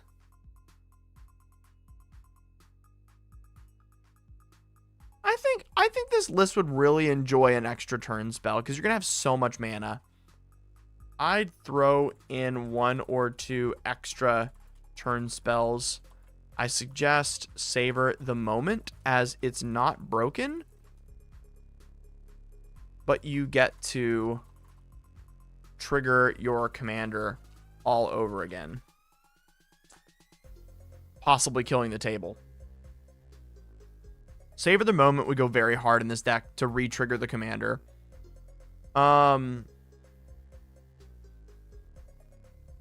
Good. They've got the Cephalid Coliseum. They got the artifact lands. Very good. Very good. I just looked through the database and my deck isn't there. I don't want to derail the stream, so can you just DM it? Mads, was your deck on yesterday? Did you see it? Because if it's not in there, then it hasn't been made yet. That means it's in next week's stream. Cool, we got the Gadget Greeter. Awesome, awesome. Yeah, this is a very solid list. I wouldn't change it much. I just really think that you want to go harder on Threshold cards. At least 1 extra turn spell. And then I think Doom Whisper with a little bit lower land count is way more the way to go. Because you have so much card selection in this deck. Once you've gotten enough lands, you can surveil them away really well. And this deck churns through itself so hard. But in general, Matoya is like the most important piece in this deck by far. It's such a good card. Awesome. Good list. Good list. I like this one. No, not too much to roast on that one. All right, Flubs. What you got for me? What you got for me? Flubs the Fool. Let's see here. We got Anger. Okay, what are we doing with Anger? What are we doing with Anger? Big mistake on this one. Big mistake. You need the Assault Battery. You need the new Assault Battery. So everyone, let's look at this for example. Right now, Birgi, God of Storytelling says whenever you cast a red, until end of turn, you don't lose this mana. Creatures you control can boast twice during each one of their turns. The boasting thing is really cool. We almost never use it. So here's the biggest thing. It says whenever you play a land or cast a spell, draw a card. If you have no cards in your hand, and then otherwise discard a card. So Birgi plus Grinning Ignis equals win. Because Grinning Ignis can be cast an infinite amount of times with Birgi. and allowing you to do infinite cast with flubs. And whenever you cast it, you get to draw a card, but then it immediately bounces to hand. And so then you can continue the chain and draw your whole deck. So if we're already on Birgi, I highly suggest that. We're on the Harmonic Prodigy. Okay, we're on Harmonic, but we're not. We're on Harmonic, but we're not on the other doublers. Okay. That's fine. Do we have any ways to recoup? This deck's screaming for Will of the Jeskai in order to play things from our graveyard. Will of the Jeskai, Past in Flames go hard here. Definitely need that. Definitely want that. We have Aetherflux, Ensnaring Bridge, and Null Brooch. You've been hurt with a Weathered Runestone. My brother in Christ. You are playing flubs. You do not need to care about what your friends are doing. Take out the Weathered Stone and other stacks pieces. Yeah. If you're playing flubs, this is the most balls to the walls just jam commander ever. You do not have the space in your hand to be carrying stuff around like a rock. You are carrying a brick off the job site, hoping that if a homeless man runs by, it can save you. It's not.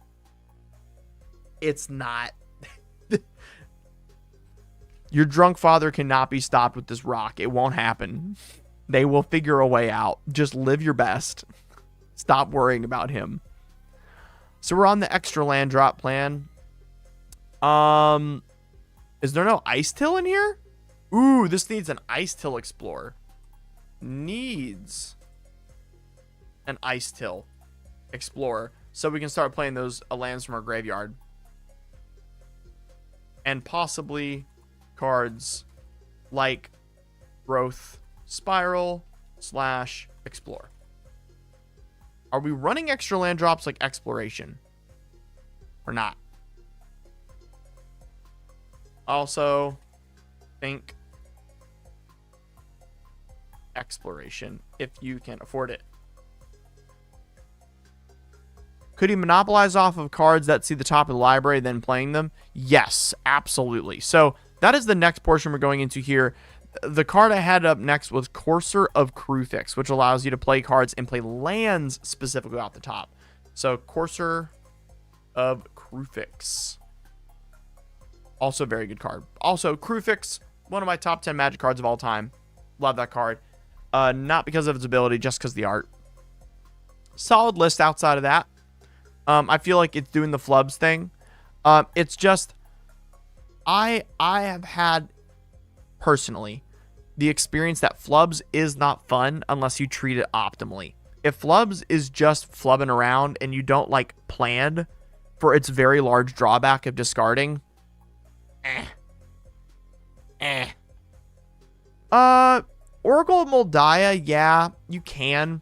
I think for the most part, they're not fully committed to the land bit yet, but Oracle Moldiah would be much better and like much more helpful. Yeah, Uber Mask. All right, Valoronian Cheese. See you in a bit. Yeah. All right, let's look at Balaris, Zabas, Recursion, and a spot of Copy. Okay, a little pinch of Copy in there. Okay. What is my favorite color combination to play? That's hard.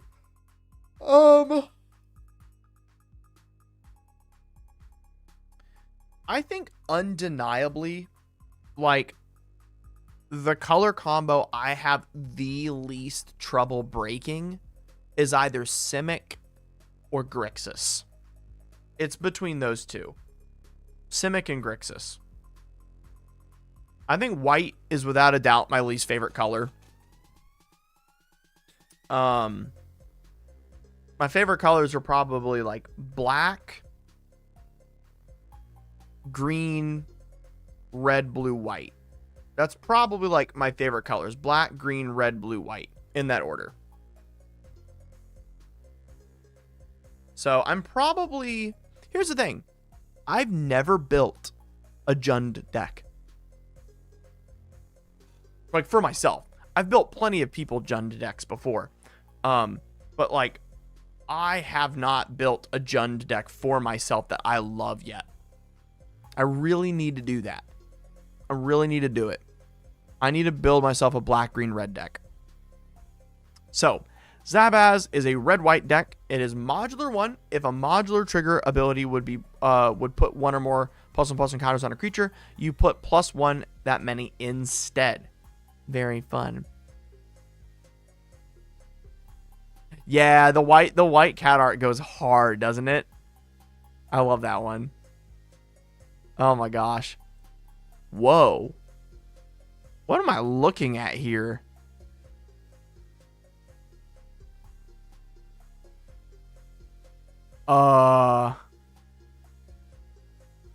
Okay. Okay. No Ozolith, bro? What? Brother. The Ozolith. No Ozolith in a +1/+1 deck. Big sad. Big sad. Stronic Resonator. Great. Definitely needs any ETB trigger doubler. I suggest Delny. Definitely Roaming Throne. Yeah, just those two for this deck list. I don't think it needs more than that. Love Jund, but the commanders suck. Exactly, the commanders suck, and I think that is probably why. I need to check what other Jund commanders there are. You know, let's do that after this. Let's look at some Jund commanders before I roast the next deck. Or you know, we'll make that the end of the stream. I'll look for a new Jund commander. It needs some doublers. Do we not have Walking Ballista? Yeah, it needs Walking Ballista. Needs Heliod plus Walking Ballista. 100% though. Yeah, I've heard Henzy's really fun. I've never looked at Henzy. I genuinely have never read the card, so I need to look at that. Dispatch, Generous Gift. Okay. I know it's one of my best friends' favorite decks. Do you guys know Maldhound? You guys know who Maldhound is? It used to be his favorite deck for a very long time. I was actually like just messaging him.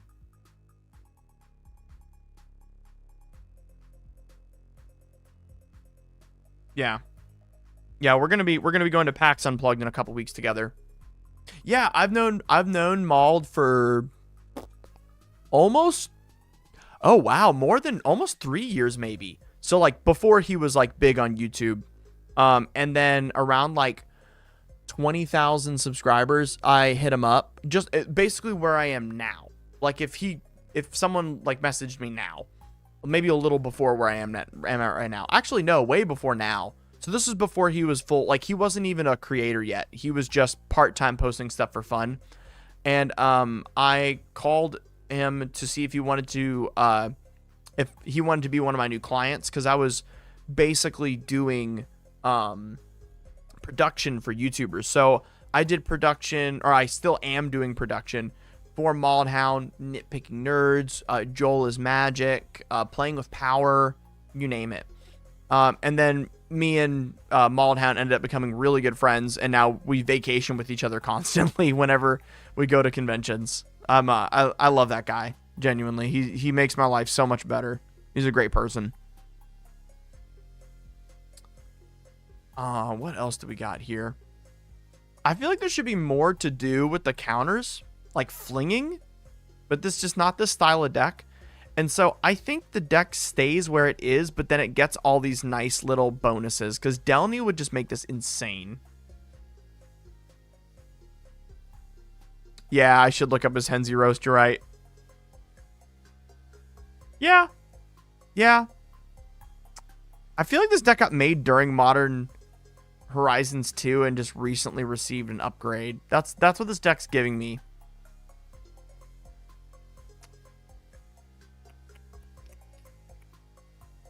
Yeah, I mean, I think the trouble I'm running into is that it's just not my style of deck. You know? So Delany says whenever a creature triggers, it triggers twice.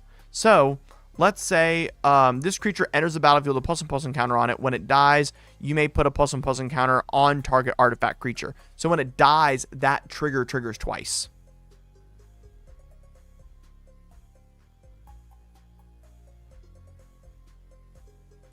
Serpenting. I have a very good answer for this. Everyone, we have been asked a very important question. We've been asked a very important question. Hold on. Hold on.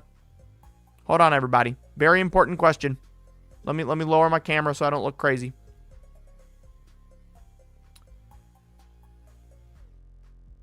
Specifically recently with the increase in collab packs.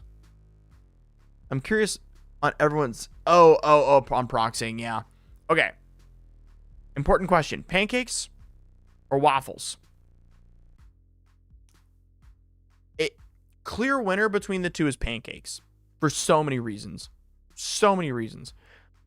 But there's a third option that's better.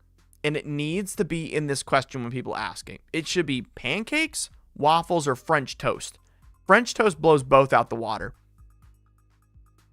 No question. French toast, it's French toast, pancakes, waffles. Okay, here's the reason why. French toast is fluffy, but it's also thick. It's also good for you because it's got egg in it, as long as you don't cover it in sugar. It can be done in different styles. You can use different breads for it. Like you can customize it so well, and it's such an amazing, unique mixing taste. Now, pancakes. Pancakes can be done really well and really poorly. So pancakes can be fluffy with a crispy edge, get that little crunch, but then the center's still good. But in general, pancakes are meant to be fluffy. And then they get this nicer battered taste to them, right? Right? Waffles are made between two irons clamping down on one another when they're done right. And then they get this strong, thick flavor from that, right? The issue with this is no one actually makes them correctly, and I've never had anyone make one correctly. I've made myself waffles correctly before. The iron is always too hot. The outside's crispy, the inside's gooey, there's no consistency level. I understand there's the tactical advantage of waffles having little holes in them to like keep the syrup and keep the flavorings. I ate a lot of waffles growing up. A lot. It was very cheap and my family was able to afford it. It was like one of the few things we could make. I ate a lot of waffles. I understand the tactical advantage to waffles, but in general, anyone who at home who just cooks a waffle does it wrong.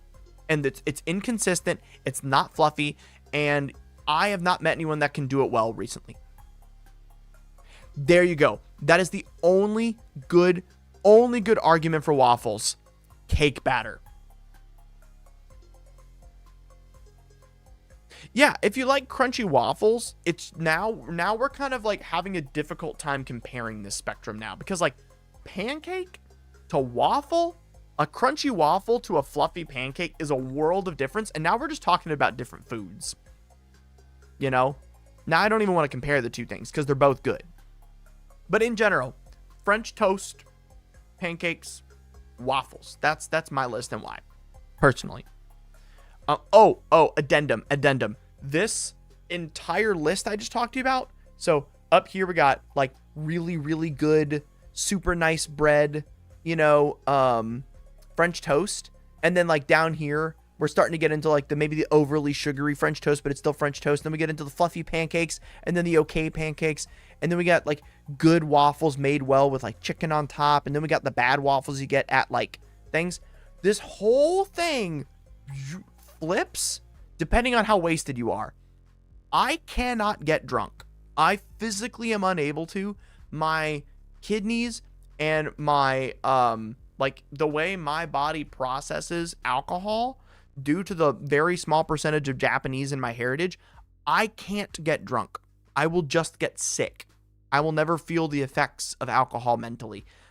But every single one of my friends I've ever taken to a Waffle House after they get wasted or anything like that, well, I don't hang out with people that get wasted, but my friends that will drink and then want food, the waffle is immediately the most incredible thing on God's green earth to them.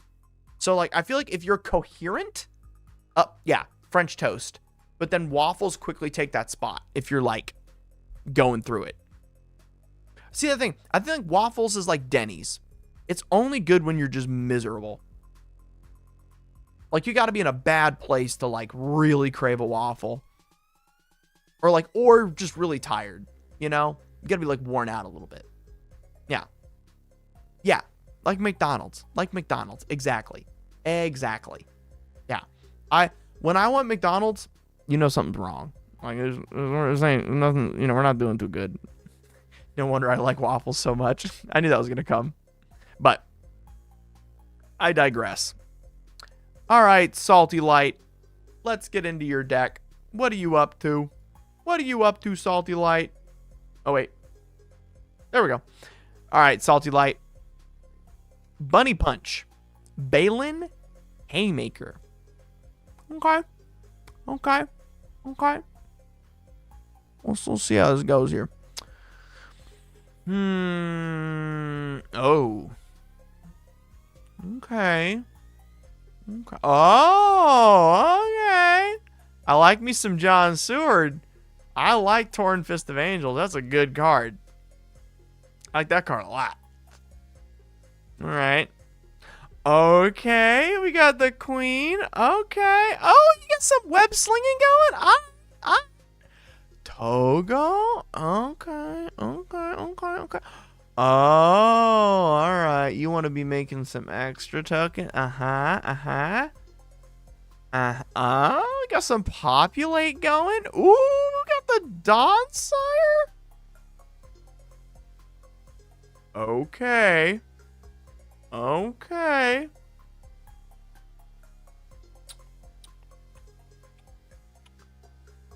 March of the World Ooze. Ooh, okay. Arachnogenesis 2. I am proud of this list. Whose list is this again? Earl made? Dude, I am proud of this list for you. Good job. Okay. Obviously, as it states, it's Bunny Punch. You didn't say the word budget, but I'm seeing a $171 price tag. So I'm going to assume we're not trying to put in a card above $25. Is that true? Yeah, okay, good. Then I have some suggestions for you. Every time a card gets stuck in your hand or doesn't do well, add one of the following. And I'm going to put them in order. This is in order. Avacyn's Pilgrim. One of the Hierarchs. I forgot which one it is. Hierarch. Birds of Paradise. Arbor Elf. And then what's his name? Skirk Prospector. I think if you follow that list in that order, as you take things out where like things are not working for you, that will be very, very, very, very, very helpful. The next thing you want is Felidar Retreat. Let me make sure I got the right one. Let me get this up.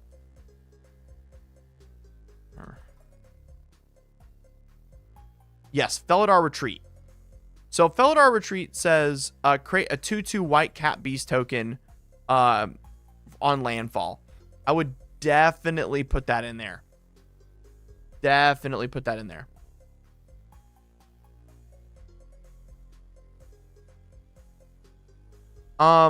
If you can afford it, if you can ever afford it, if you have them, fetches.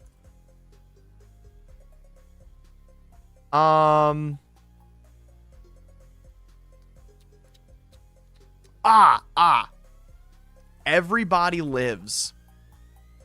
Ultra uber underrated card. Ultra uber underrated card. Everybody Lives. What's your opinion about Wild Canter over Skirk? Wild Canter over Skirk.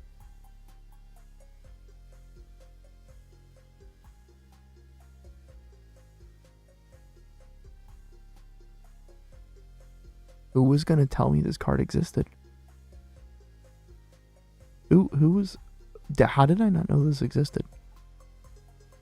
What is wrong with me? I love this card now. It's my new child. What arts are there? Oh, they're all weird. Oh no. Oh no. I don't like either of these arts at all. I don't like either of these arts.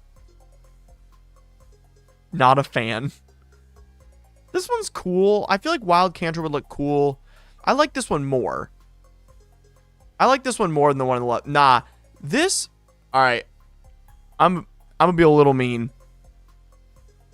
100% this art looks like some dude from Sony Entertainment was asked to paint a cool alt female for a video game and then just gave him the half razor cut and then made them impossibly skinny.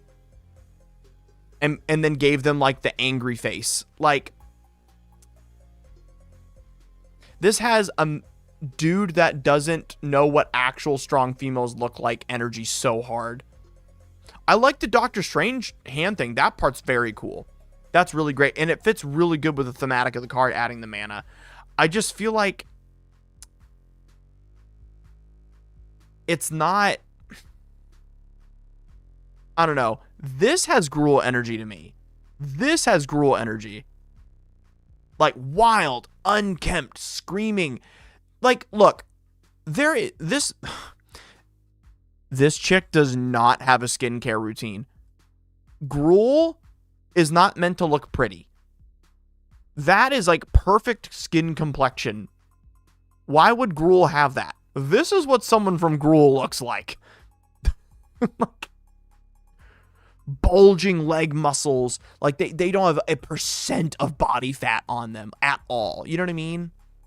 Like, this artist went, I want someone that looks out there in the wild, angry. There's a vestige to the face. They're feral. You know, they got stringy muscle points. This is generic action protagonist meant to be like attractive to the average gamer.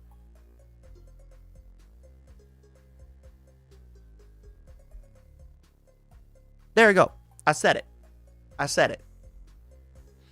Like, hold up. I think I got a card on my desk, actually, that explains this a little bit. Hold up. I know what's in this deck. I know what'd be in this deck. Yeah. Here we go. Here we go. The circles look awesome. Totally agree. Stony Strength. Stony Strength. Let me pull that one up so you guys get a look at it.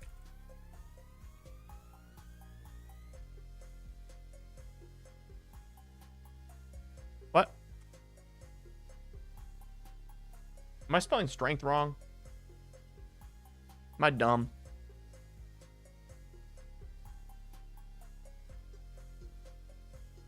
Oh, there's no E. That That is Gruul.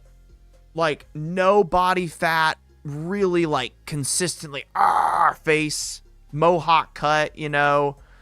Like, this is Gruul to me, you know what I mean? But, like, it's also still a little bit too clean.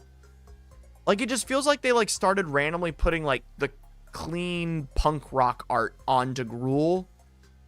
Meh. Just meh. Just meh.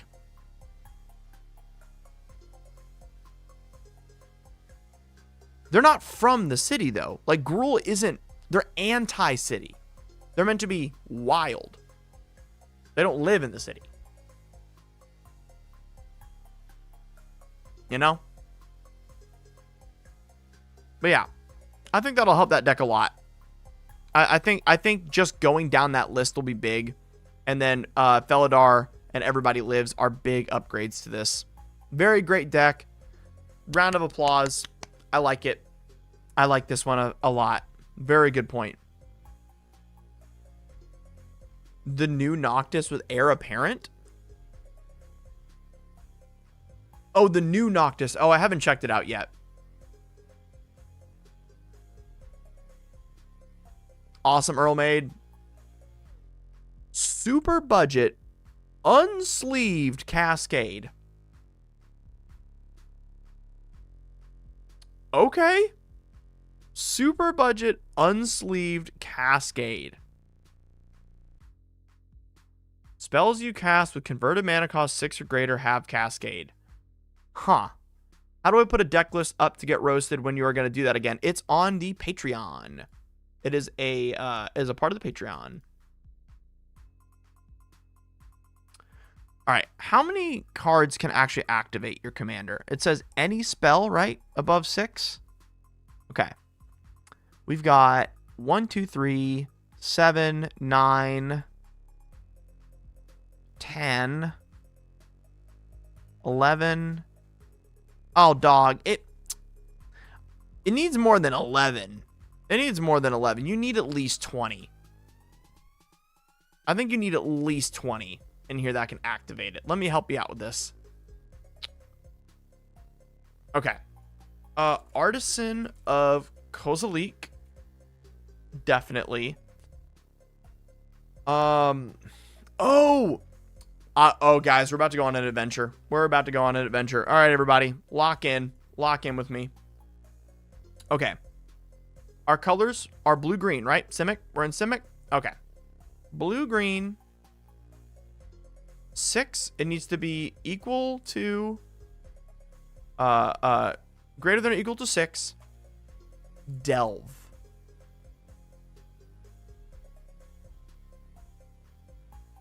I think Dig Through Time literally costs cents. Yeah, it's 13 cents. Dig Through Time should be in this deck. So, Dig Through Time.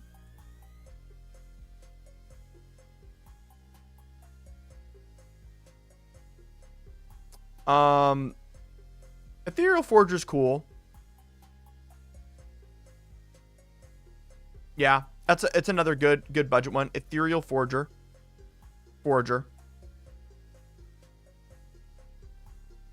Very good.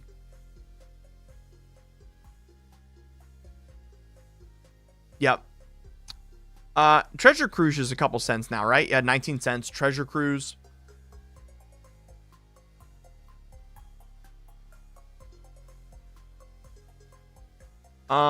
And then Hooting Mandrills, right? Yeah.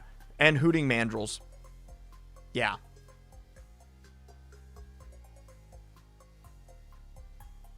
And then cards that self-mill could be cool, such as the Crabs. And then Cherrick's Wandering Isle is still super cheap, right? Cherrick's is 44 cents. Yeah, Cherrick's would be... Oh, Cherrick's is only 4 mana. Never mind. Okay. Okay.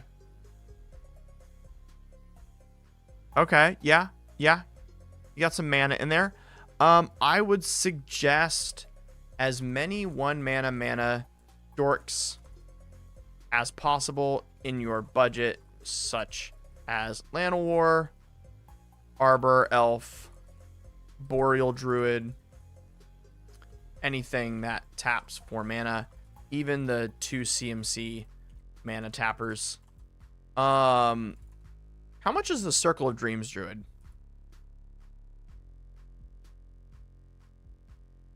Never mind. Oh, what's his name? What's his name? I got nothing on his name. The one that, oh my gosh. Bramble Familiar?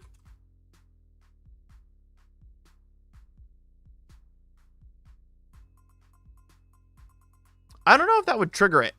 I don't know how that works. Because the card's converted mana cost is 2. But yeah. Definitely all that. What else do we got here? Fork in the Road. I like that a lot. You could, oh, a Mulch. Mulch would be sick. Mulch and, oh no, Dig Up is black, so we can't do Dig Up. Nice, nice, nice. Teferi's Tutelage would be hype.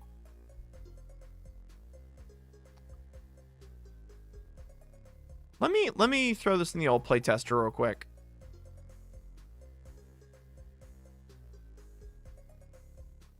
Okay. Okay.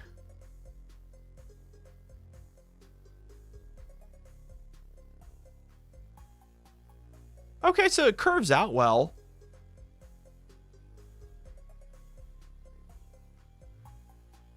Yeah, Fork in the Road saved our butt there.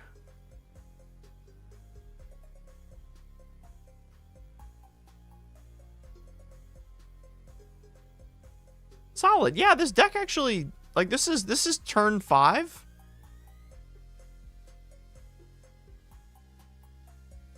And then Commander, Cascade. Get Broken Wings. Bottom library, graveyard. Land, and then you can X-Spell Cascade for 8. Get a Sunbathing Root Walla. Okay, yeah. Yeah. I mean, here's the problem. Like, this don't do anything. You see what I'm saying?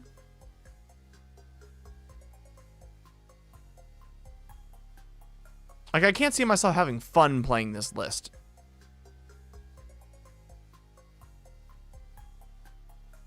The one that makes mana, Earl Maid. I don't know if which Hierarch makes the correct mana for that deck, but I think one of them does. If not, just the rest of the list that I commented. This deck needs to do more. I get it's a rubber band deck, but like, it needs to do more than just Cascade. Yeah, exactly. So I think what we need to do next, yeah, we're doing surgery on this deck.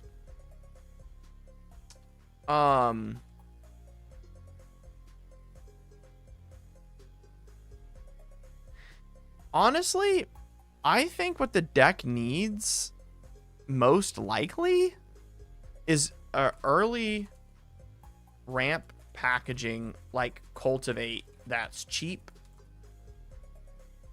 And then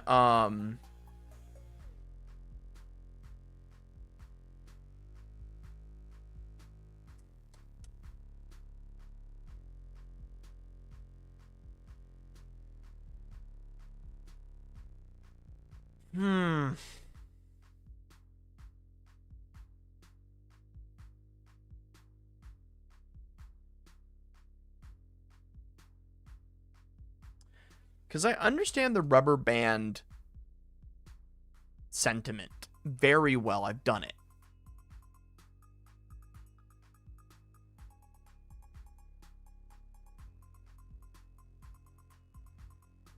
Pretty sure loot's pretty cheap. How much is a loot the Pathfinder? 65 cents. Oh no, $4. Never mind. Dang it. Oh, very cool. So Bramble Familiar would... Okay, Bramble Familiar does trigger it. That's awesome. Okay.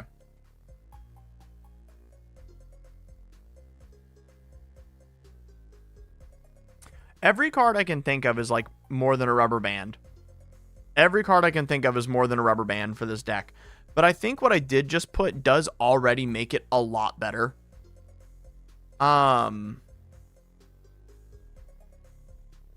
Oh, I know what you need. I know what you need.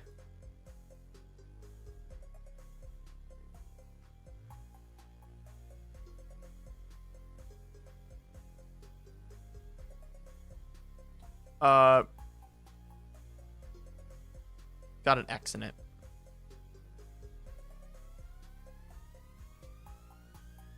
What? Oh. What?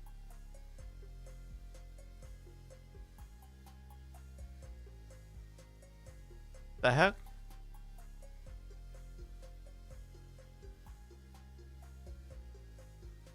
I'm trying to look up things like Brain Geyser, but it's... What do you mean no card types found? Mana cost has an X in it.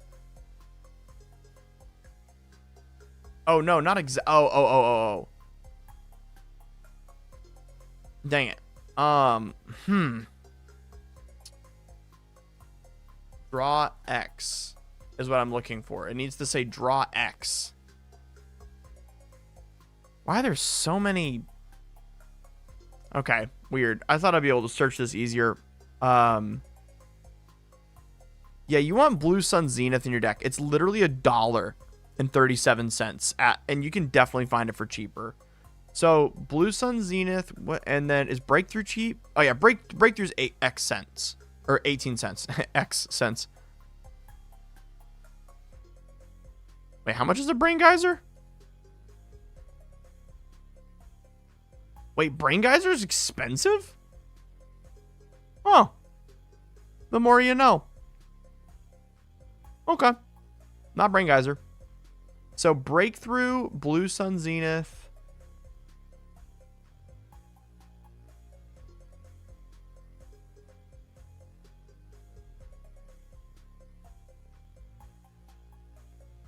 There's the one with the old dude on the front I'm trying to find.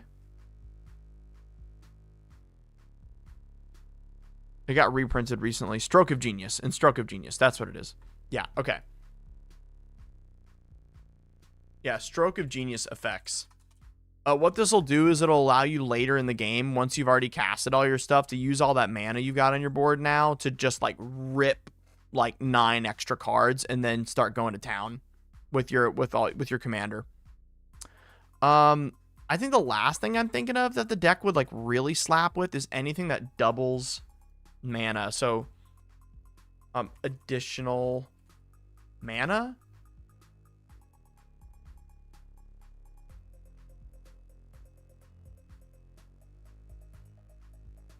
Elvish Guidance. There we go. Oh, that's only for elves. Dang it. Leyline of Abundance. Yeah, 46 cents for Leyline of Abundance. There you go. High Tide and Leyline of Abundance.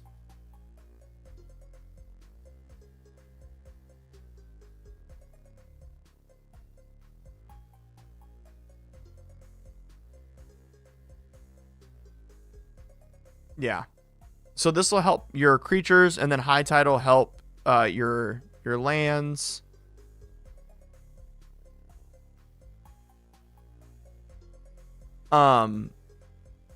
There's one card that's not on here that I was looking for, but yeah, anything to help your mana. I'm not sure there is, but yeah, I think in general, you already have so much to change with your deck that we've given you. That's a good place to start. That's like a very good place to start. All right, what is next? Blameable and Otter Pirate and Owen ruin your deck. Okay. Oh god. Otter Pirate and Blameable working on a deck together. This is wow. This is enjoy William. Yeah, I'm glad.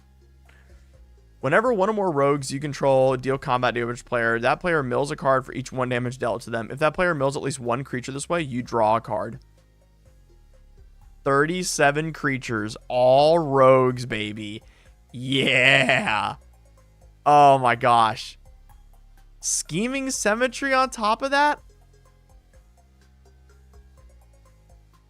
Oh, y'all treat me too well today. This is such a treat. All right, Maddening Cacophony. Do you have Brewback with that? Oh, God. Okay. Okay. Okay. Okay, with the Mind Crank. Okay. Do you have Mnemonic Betrayal? Oh, my gosh, you do. Oh, my gosh, you do. All right. All right, you two. Well, first things first. Let's get that Dark Ritual going. Let's get that Cabal Ritual going. That'll help a lot. Okay, okay. And this is bracket 3, right? No. Oh, this is not bracket 3. Oh. We're in full-on dirt territory. We're in dirty, dirty boy. Solid, solid. Okay, okay. Do you have Thief of Sanity? Thief of Sanity would be really nice here too. And then Rev. Thief of Sanity and Rev. Tithe Harvester. Super good. Super good. I love the Dothy. You probably want some more card draw. So I'm going to suggest a Bob and a Keen Duelist. And then a Wash Away to stop your friends from playing their commanders. Also very helpful.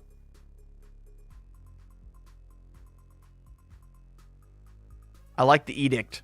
Love the Edict. Maybe if friends play lots of creatures, Soul Shatter.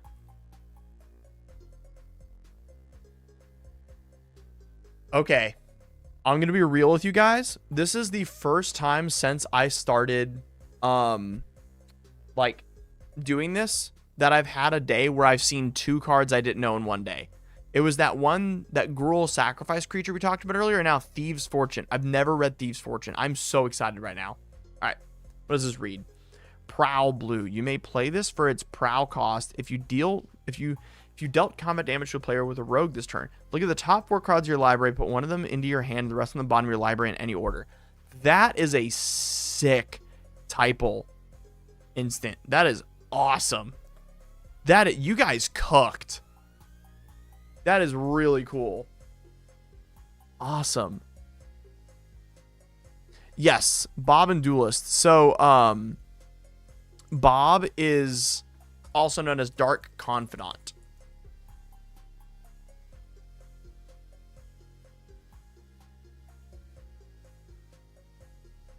I like the Water Crystal a lot, but let's see how many creatures are blue and how many are black. All right, it's a majority blue. Good. Yeah, Water Crystal goes tight here. Nice. Nice. Honestly?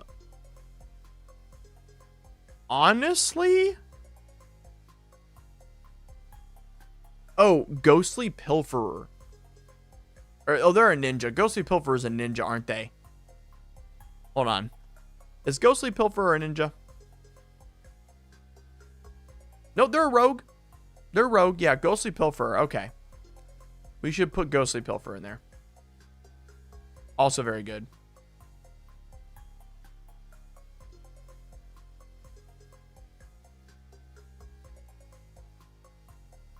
Oh, yes, Shalient. So the idea is that there is a trigger on the stack with Blightsteel Colossus. Let me show you how this works. So Blightsteel Colossus says, if Blightsteel would be put into graveyard from anywhere, reveal Blightsteel Colossus and shuffle it into the opponent's library. The idea is that it hits the library, that triggers, it's a triggered ability, and in response you reanimate with an instant speed reanimation spell. That's how you're supposed to do it. I know that Necromancy has Flash as well as a lot of other reanimation things are at instant speed. That's the only way you can do that combo. But for the most part, you're meant to get Blightsteel to your hand and then just cast it. That's what you're trying to do. There was some confusion about that yesterday, correct. That was a great Thief deck. I really liked that. Wraith Voltron by Shaylee Ray Collins. Wraith Voltron, all right. Wraith Vicious Vigilante. Double Strike, Fear Gas. Wraith can't be blocked. Okay. We're about to go down the Boggles route, it looks like. Okay. That's a lot of counter magic. Time Stop?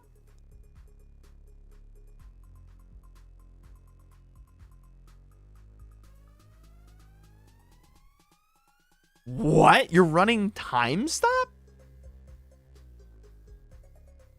Why not just an extra turn spell? Why Time Stop?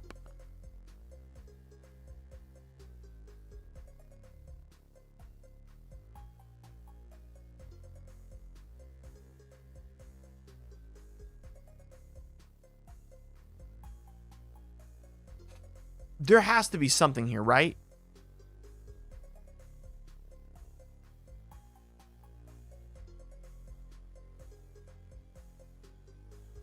No? I'm baffled. I'm baffled by that. That makes no sense to me. I'm not saying it's a bad thing. I'm just like confused.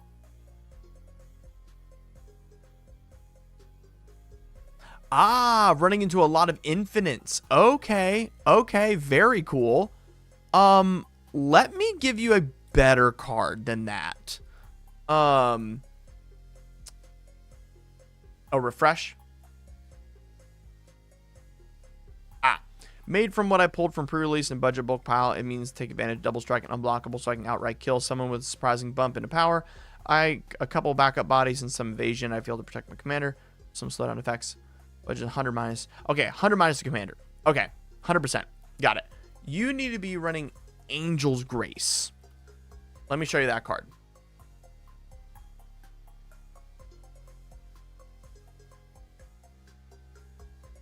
So Angel's Grace says split second. As long as this spell is on the stack, players cannot cast any other spells, meaning this is 1 mana. It happens. Your friends are not allowed to respond. You can't lose the game this turn, and your life total cannot be reduced to less than 1, and your opponents can't win the game. Way better than Time Stop, and it's just a single mana. It's like $7, but you can find it for cheaper. Let's go on to Mana Pool real quick. By the way, if you want to buy cards and there's a card you like today, use my Mana Pool link in the Discord. Mana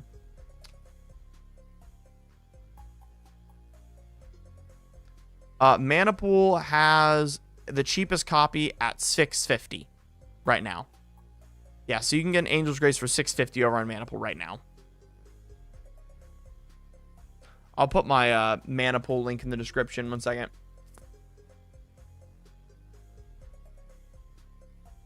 I probably didn't put it in the description.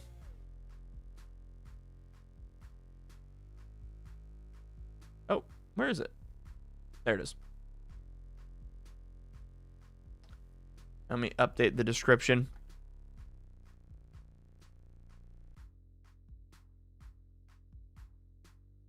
Can I edit the description while I'm here? I can. Support me through Mana Pool. There you go. Boop. Yeah, Angel's Grace, super, super, super helpful in a list like this. Rebuff the Wicked would be great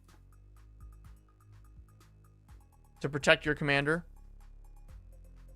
Mana Tithe would be bad because you're not playing at a level where people are going to be tapping out for their interaction completely. But it is funny. So, Mana Tithe forces your opponent to pay 1 extra, and if they can't, it counters the spell. It'll be worth it. It'll be very funny. All right, with great power, Steel of Godhead, nice, nice. Web up. All right, I suggest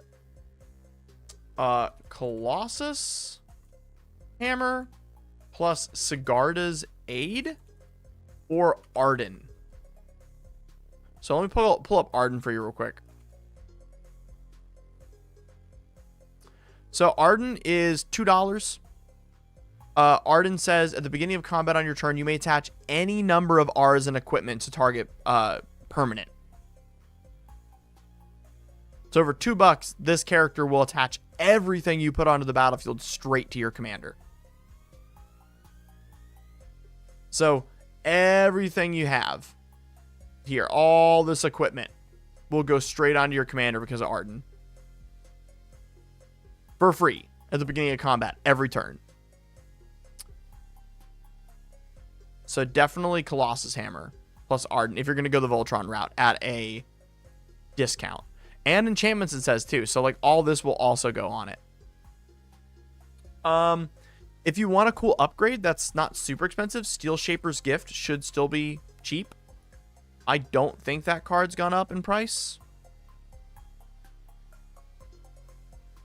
Steel Shaper's Gift costs $8. This version costs $8. Oh, it costs only €4. $2 in air 2. If you're in Europe, it's €2.8. In America, it's $8. I guess we just have less. There's more Voltron players in America, apparently.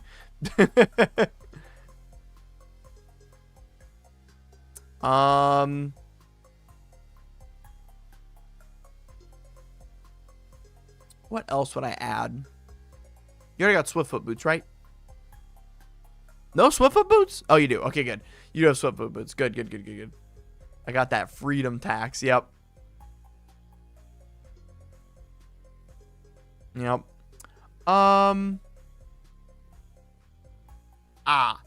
Misdirection. I would definitely do Misdirection in this list.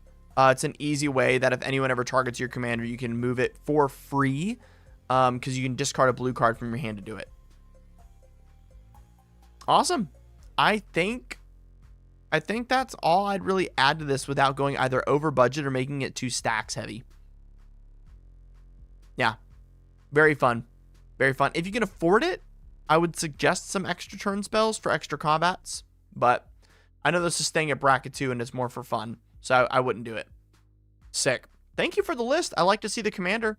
Hadn't seen that one yet. Very cool. 1/1 unblockable double strikes. Very cool in the command zone. Very cool.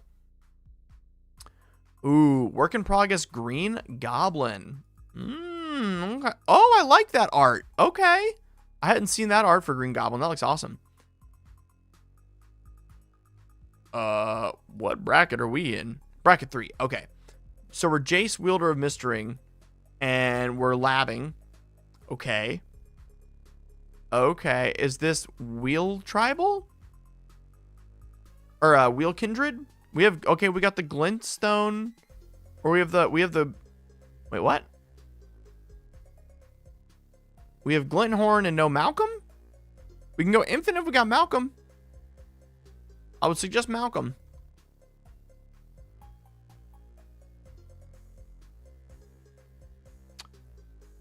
Dark Deal. Oh, God, I love that Faithless Looting so much. Wheel of Fortune. Oh, you're missing Will of the Jeskai. That's an amazing card for this list. Will of the Jeskai is incredible. Oh, I love Arcane Denial in this list. Unexpected Windfall, fantastic. Okay. Highly suggest more of the Faithless Looting effects, i.e.,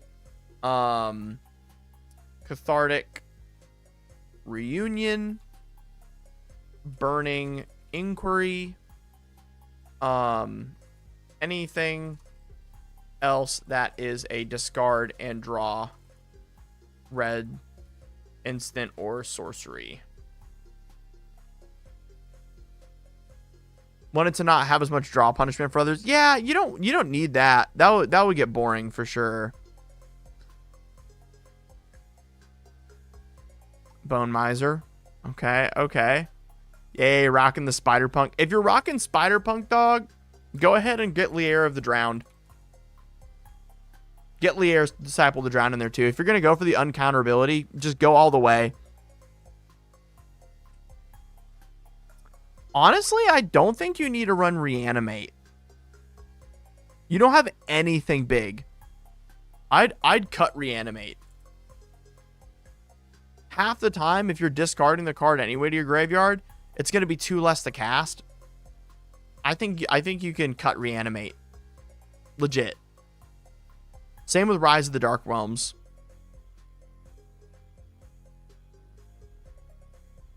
I think it's you want to lean into what makes the deck already so powerful, which is that you can already cast from graveyard and at a cheap cost. You can also lean into cards that make you discard things as a cost. Lab Maniac and Jace are there because my pod plays a lot of mill. Oh, if your pod's playing mill, if you're interested in this, instead of playing Jace or Labman, play the Shuffle Titans. Malcolm Keen-Eyed Navigator.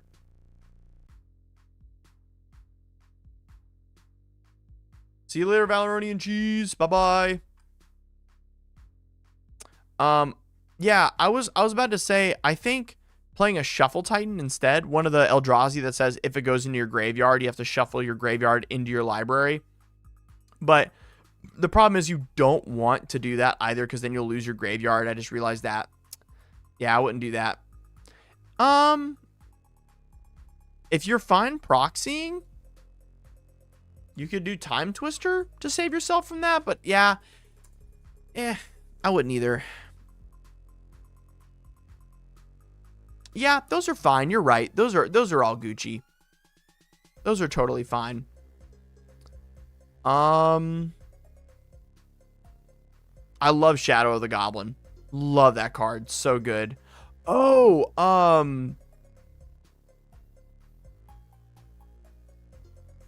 you could put Past in Flames in here.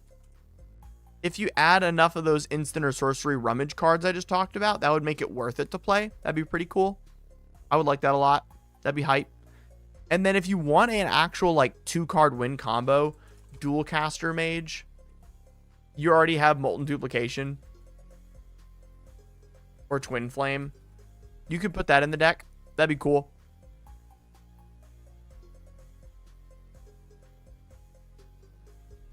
I love Nightscape Familiar, though. Very cool card. Glad it's in here. Sick. Awesome. Oh, I love that Psychic Frog art. Oh my gosh, I've never seen that. That is sick. Holy cow. I've only ever seen the normal. That's really cool. That's really cool. Yeah. Yeah. I think in general, if you add what I said, you're in a really good spot. You're going to be doing a lot. Yeah, Raphael's Technique. Totally agree with that once that's out. All right, Codex Resist. It's time for Chatterfang, baby. It's time for that Chatterfang. It's time. Ooh, start me off with a Beast Whisper. Okay, okay. Okay. Ooh. Ooh. Do we have the Druid? No. No, don't tell me. Don't do me like this. Oh. No, no, no. You're welcome, Kanan. This deck needs it. It needs it. Devoted Druid. Plus Hazels equals infinite mana. You need that.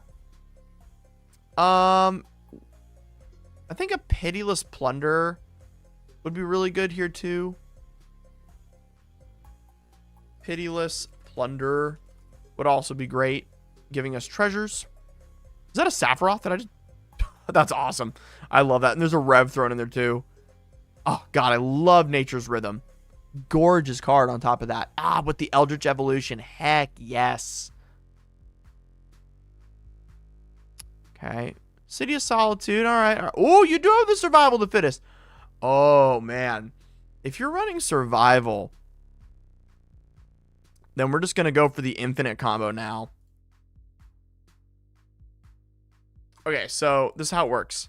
You go Survival of the Fittest. Survival of the Fittest. Discard Devoted Druid. Get Hazels. Cast Hazels. And exile Devoted Druid. And makes infinite mana. Discard any other creature. Cast infinite Walking Ballista. That literally makes your Survival of the Fittest a 1-card win con. It instantly wins you the game. I don't think you need Phyrexian Arena. Too many other great things to cast at 3 CMC in the deck.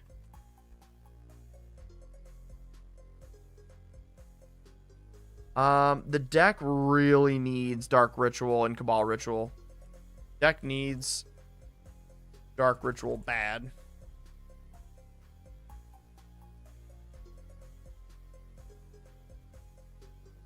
Yeah, solid. Other than that, I mean, this is nasty.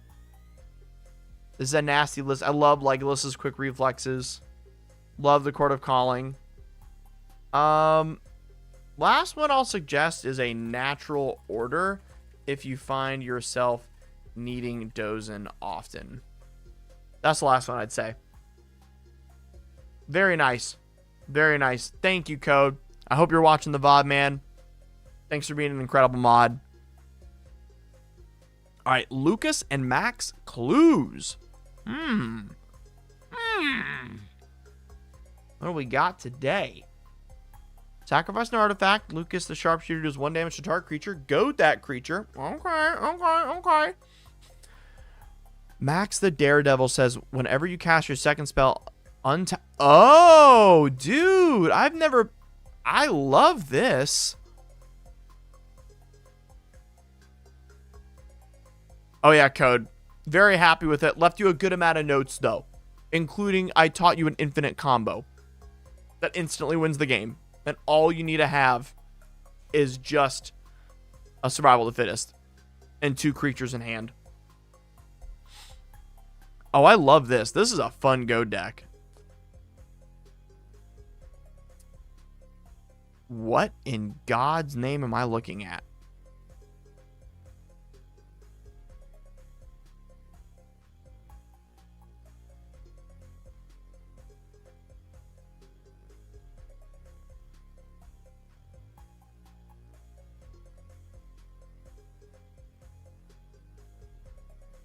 What is the average CMC of this deck?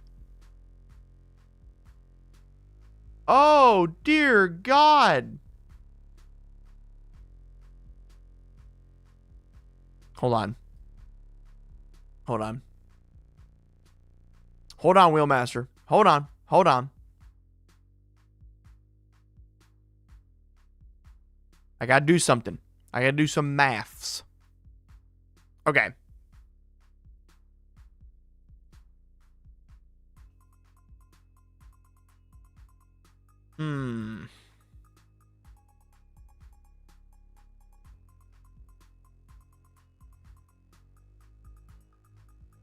Okay, so Wheelmaster, I think this deck breaks what I would like to consider one of my personal codes to building a deck. And I have been told by many people that I'm weird for this. So this is not on you at all. If my commanders can come out on turn 2 and 3, and they're normally the coolest things to do, like they have like a really good synergy, such as like what this does, I normally try to lessen how many things in my deck are at their CMC level, because I want to be doing that most games. And so what I might do, if you're interested in this idea, and this is just an idea, look through all 3 CMC cards and ask yourself, would I rather cast my commander? Because then the idea here is, if you cast those on turns 2 and 3, then on turn 4, you probably have minimum 3 lands, and you're going to be probably putting a 4th land down. It's like minimum 3 lands, and you're going to be able to start casting a lot more things. And your commanders, exactly, multi-spell maxing like you were talking about, but your commanders have card draw built in with the clue, with the investigating. And so that changes how normally, like what I would do, how it would work, like you were talking about. And so I'm trying to figure out whether or not this deck wants the package I'm going to suggest or not. Okay. I'm going to suggest a few things, because you did such a good job maximizing your clues, especially Urza. Fantastic job. Yes, yeah, it's a second spell deck. Don't get me wrong. Don't get me wrong. But so what I do then is I have a ton of 1 CMC and 4 CMC stuff, and I leave 2 and 3 empty, and I cast like Brainstorm plus like a 4 CMC spell. That's normally what I would do personally, but that's me being like hyper anal about how like exact math works for a deck. So like, again, I know I'm weird, don't worry. You did a fantastic job maximizing your clues. I mean, this is sick. Really well done. Lonus also fantastic. I'm so glad Lonus is in here. I think there's some bombs you can be putting in here that would help a lot. I think you probably want Cyberdrive Awakener, as well as I lost it. I had it. What was it? Come on. I'm blanking. Cyberdrive Awakener and, oh my gosh, what was it? I had one in mind. Depth Shaker Titan's also great. Also a good one. Cannonier's also great. We can put that in here. It was another card though. Oh my gosh. It's a card that whenever you crack your clues does something. It would like benefit you for cracking your clues.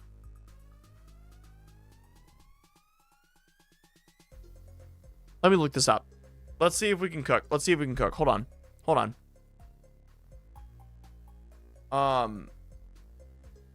Sacrifice artifact.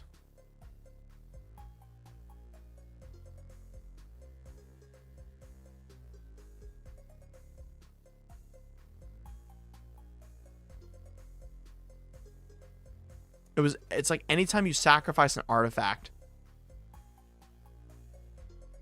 something happens.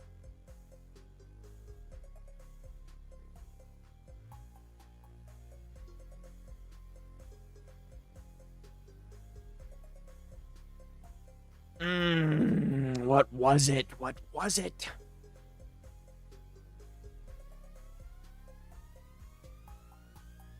Yeah, it would be a finisher. I will enable tags, Wheelmaster, absolutely.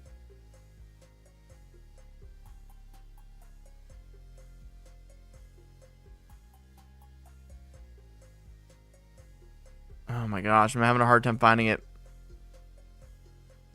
Ha! Okay. Dargo would be very funny to put in this deck. I'm just saying. Not that it would be good at all, but it would be very funny. This might be something deep in my head I have to go find. So I'll get back to you on that card I had in mind. But yeah, let's enable the tags.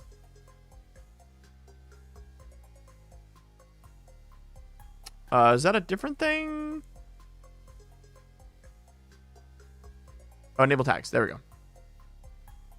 Yeah. Yep. Yep.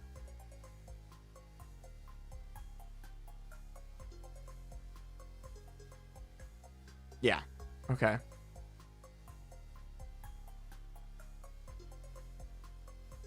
I love Tomio in here so much. God, I wish I would have bought that secret lair. Oh my goodness. I'm so sad I didn't.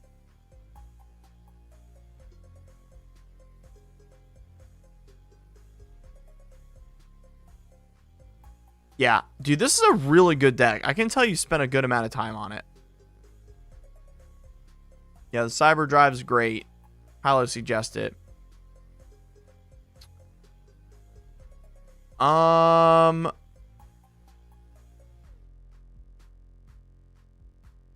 only other thing I would recommend for this list,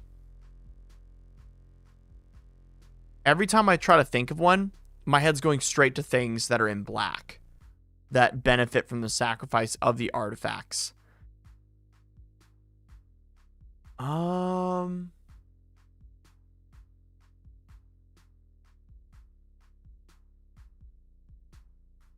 Here's the thing, even if you wanted those secret lairs, they sold out instantly. You couldn't get them if you wanted to. That's what happened to me.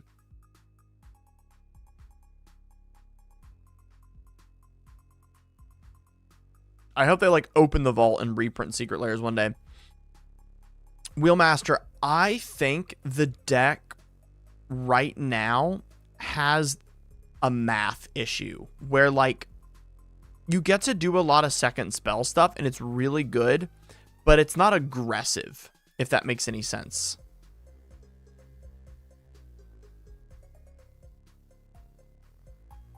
It's like it's not aggressive with the math. And I feel like often if anyone disrupts you before turn 4, your turn 5 and turn 6 are spent recasting commanders and or having to interact with other people. And like my gut wants to tell you to like do the whole thing where you like kind of try to scoop out more things and then add in more mana dorks. That's like what my gut says, but I don't think that's the way you like to play from what I can see. Yeah, or infinite clues. Yeah. That's where I was going. So we're on the same page. Cool. Okay. So Cyberdrive Awakener, Deep Shaker Titan. If you need like an actual finisher, I think Dramatic Reversal, and then Isocron would be really cool. And then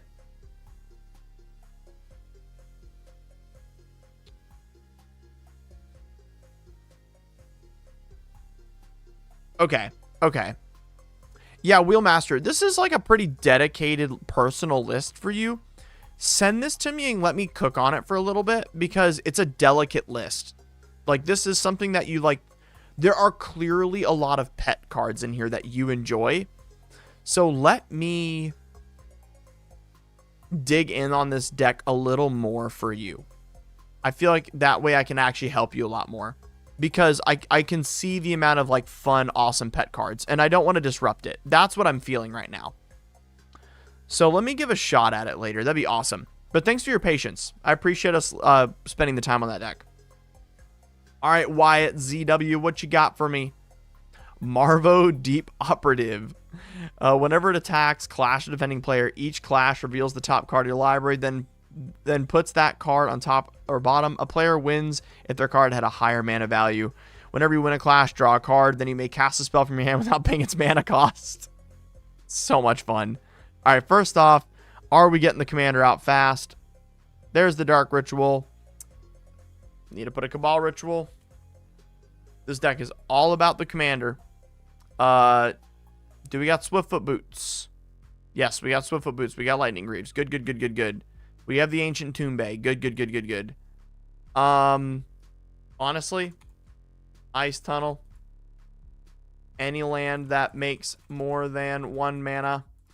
Super good. Super important. Mana Vault. I'd bite the bullet and do Mana Vault.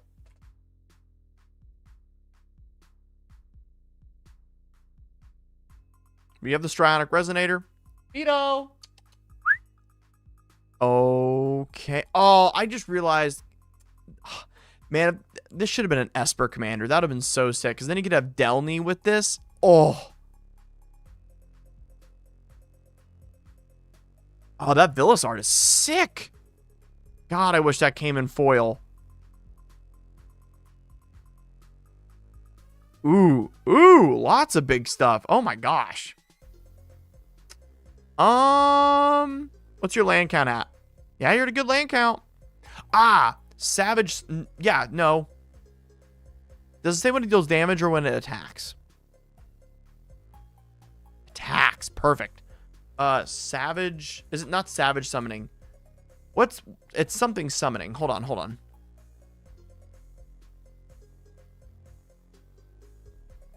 It's in black. Heartless summoning. Make your commander cost 2 less to cast. Definitely Heartless summoning. That'll help an insane amount.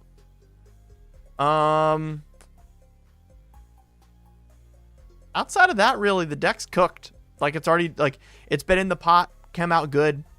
I love the picks. I love Lord of the Void, Ancient Silver Dragon, Doom Whisperer. I love all these things. Yeah, the deck's already done plenty of cooking. God, I love the art on this thing. Some of my favorite art. Hey, Def, is the Marvo deck going to be in display? A newer guy in my pod is interested in this commander, and I think it would give him some ideas. Is this Marvo deck going to be on display? You can ask Wyatt. I don't think they would mind, but let me just shoot you a thing on Discord.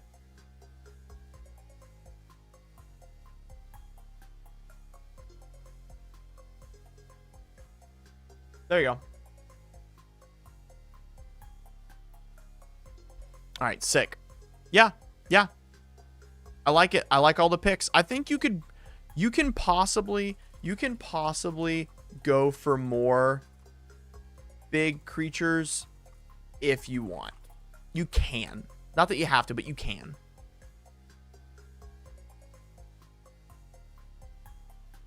Yeah, Shard of the Nightbringer. Yep. All right, second to last deck today from Reklo. Let's go, Reklo. Saruman the White Hand.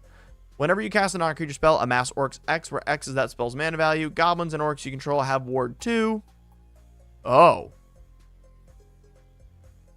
Ooh. Ooh. Okay. Oh, what?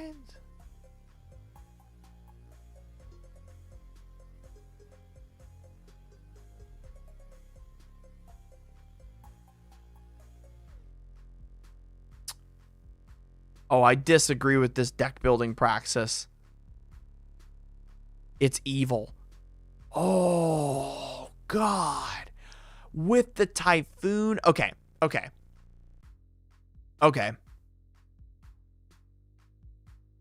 Oh, my gosh. Yeah, all right. Hear me out. More of a Storm package with Birgi, Assault Battery, Electro Assault Battery, more draw spells like Faithless Looting, and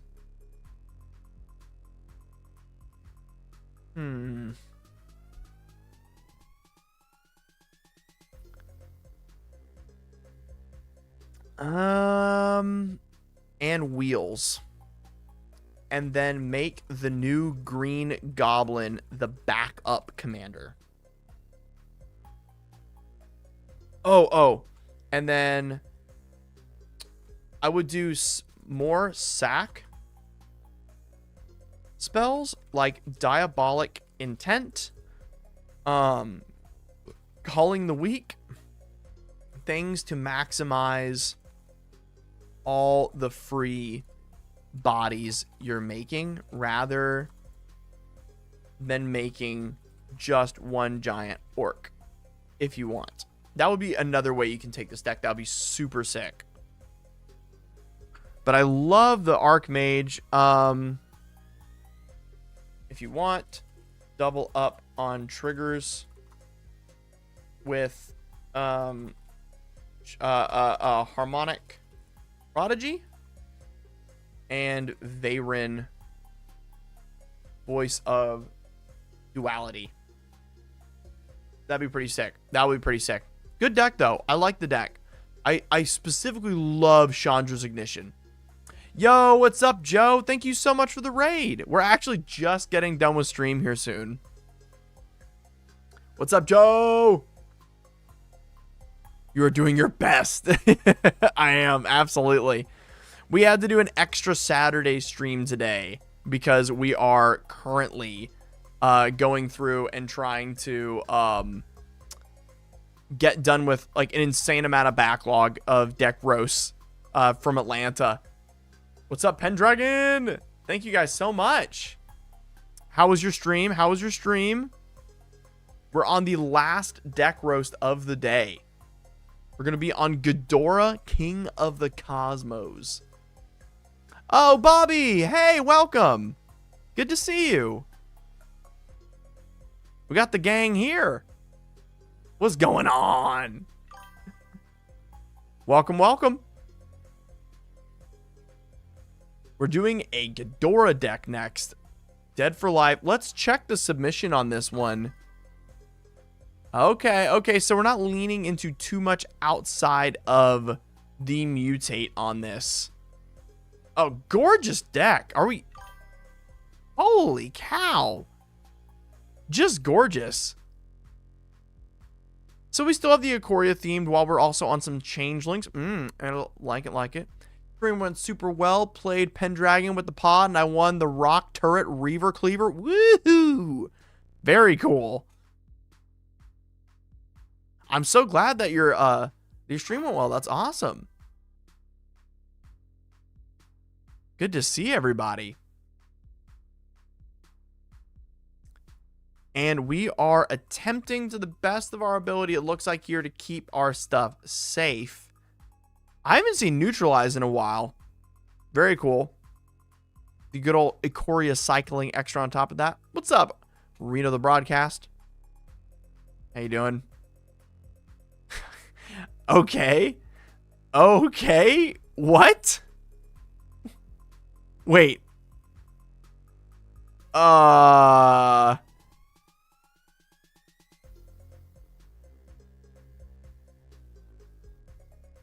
me go check this this deck submission. Wasn't expecting a Black Lotus on a Commander deck roast submission day. Let's pull this one up. Let's see what we're missing here. I wonder if this is Highlander. All right, Joe. See ya. Thank you. Let's see what happened here. What did I miss? Is this not Commander? Is this Highlander?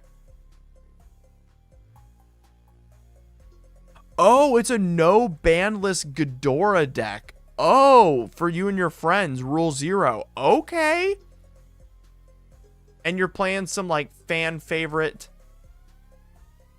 Were these all Miku's secret layers? Yeah, okay. Those Miku's secret layers disturb me because they look nothing like the characters at all. I did not like Jesper's take on Miku at all. It's terrifying. And then we're mutating. Okay. What's up, King Dreams 42?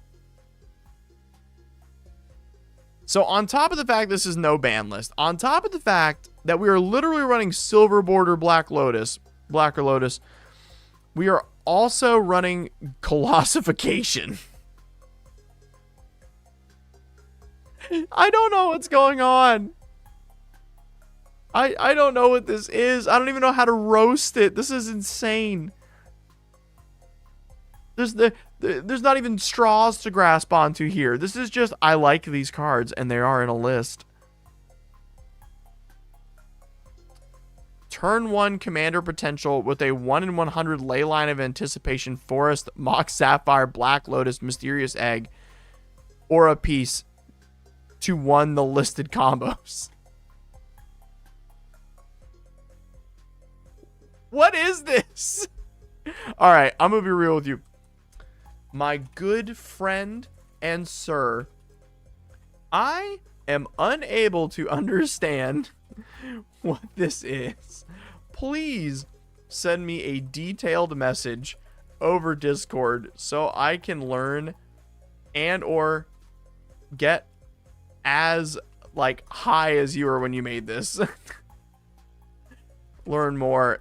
There seems to be a lot going on outside the regular rules here. I'd love to understand where you are playing this. Yeah, I like these cards, and now they're in a list, to be fair, is a common theme. Nice, nice. Well, I got a lot to learn, Dead for Life. I got a lot to learn from you, because this is outside my scope. Please hit me up. I'm glad you submitted it, though. This was a very interesting end to the day. With only 27 lands, yeah. Why not? And basics. We're running Black Lotus and basics. Right on. Right on. Okay. Oh my gosh. Everybody, this will be concluding our stream for the day. We've been going for a little more than 3 hours today. If you guys haven't already, make sure to check out the Discord. We have a ton of stuff going on next week, including the giveaways. Again, we raised $2,500 for charity on Monday at the beginning of this week-long stream extravaganza. So thankful. I can't wait to send all that. Almost Cotton, I'd love to take a peek at Jund Commanders next week. I am so tired. We've been streaming for over almost 3 hours. I am dirt tired. I've been talking for 3 hours straight nonstop. I've basically been a movie. So I gotta hop off and give my voice a rest before I lose my voice again like I did earlier this week. Oh my goodness. Guys, thank you so much for watching. God bless all of you. Thank you for the raids. Thank you for coming into stream. This was super awesome. Thank you so much, Raiders. You guys have a wonderful rest of your weekend. God bless. Stay safe, and I'll be seeing y'all on Monday. See you guys. Bye-bye. Bye-bye, everybody.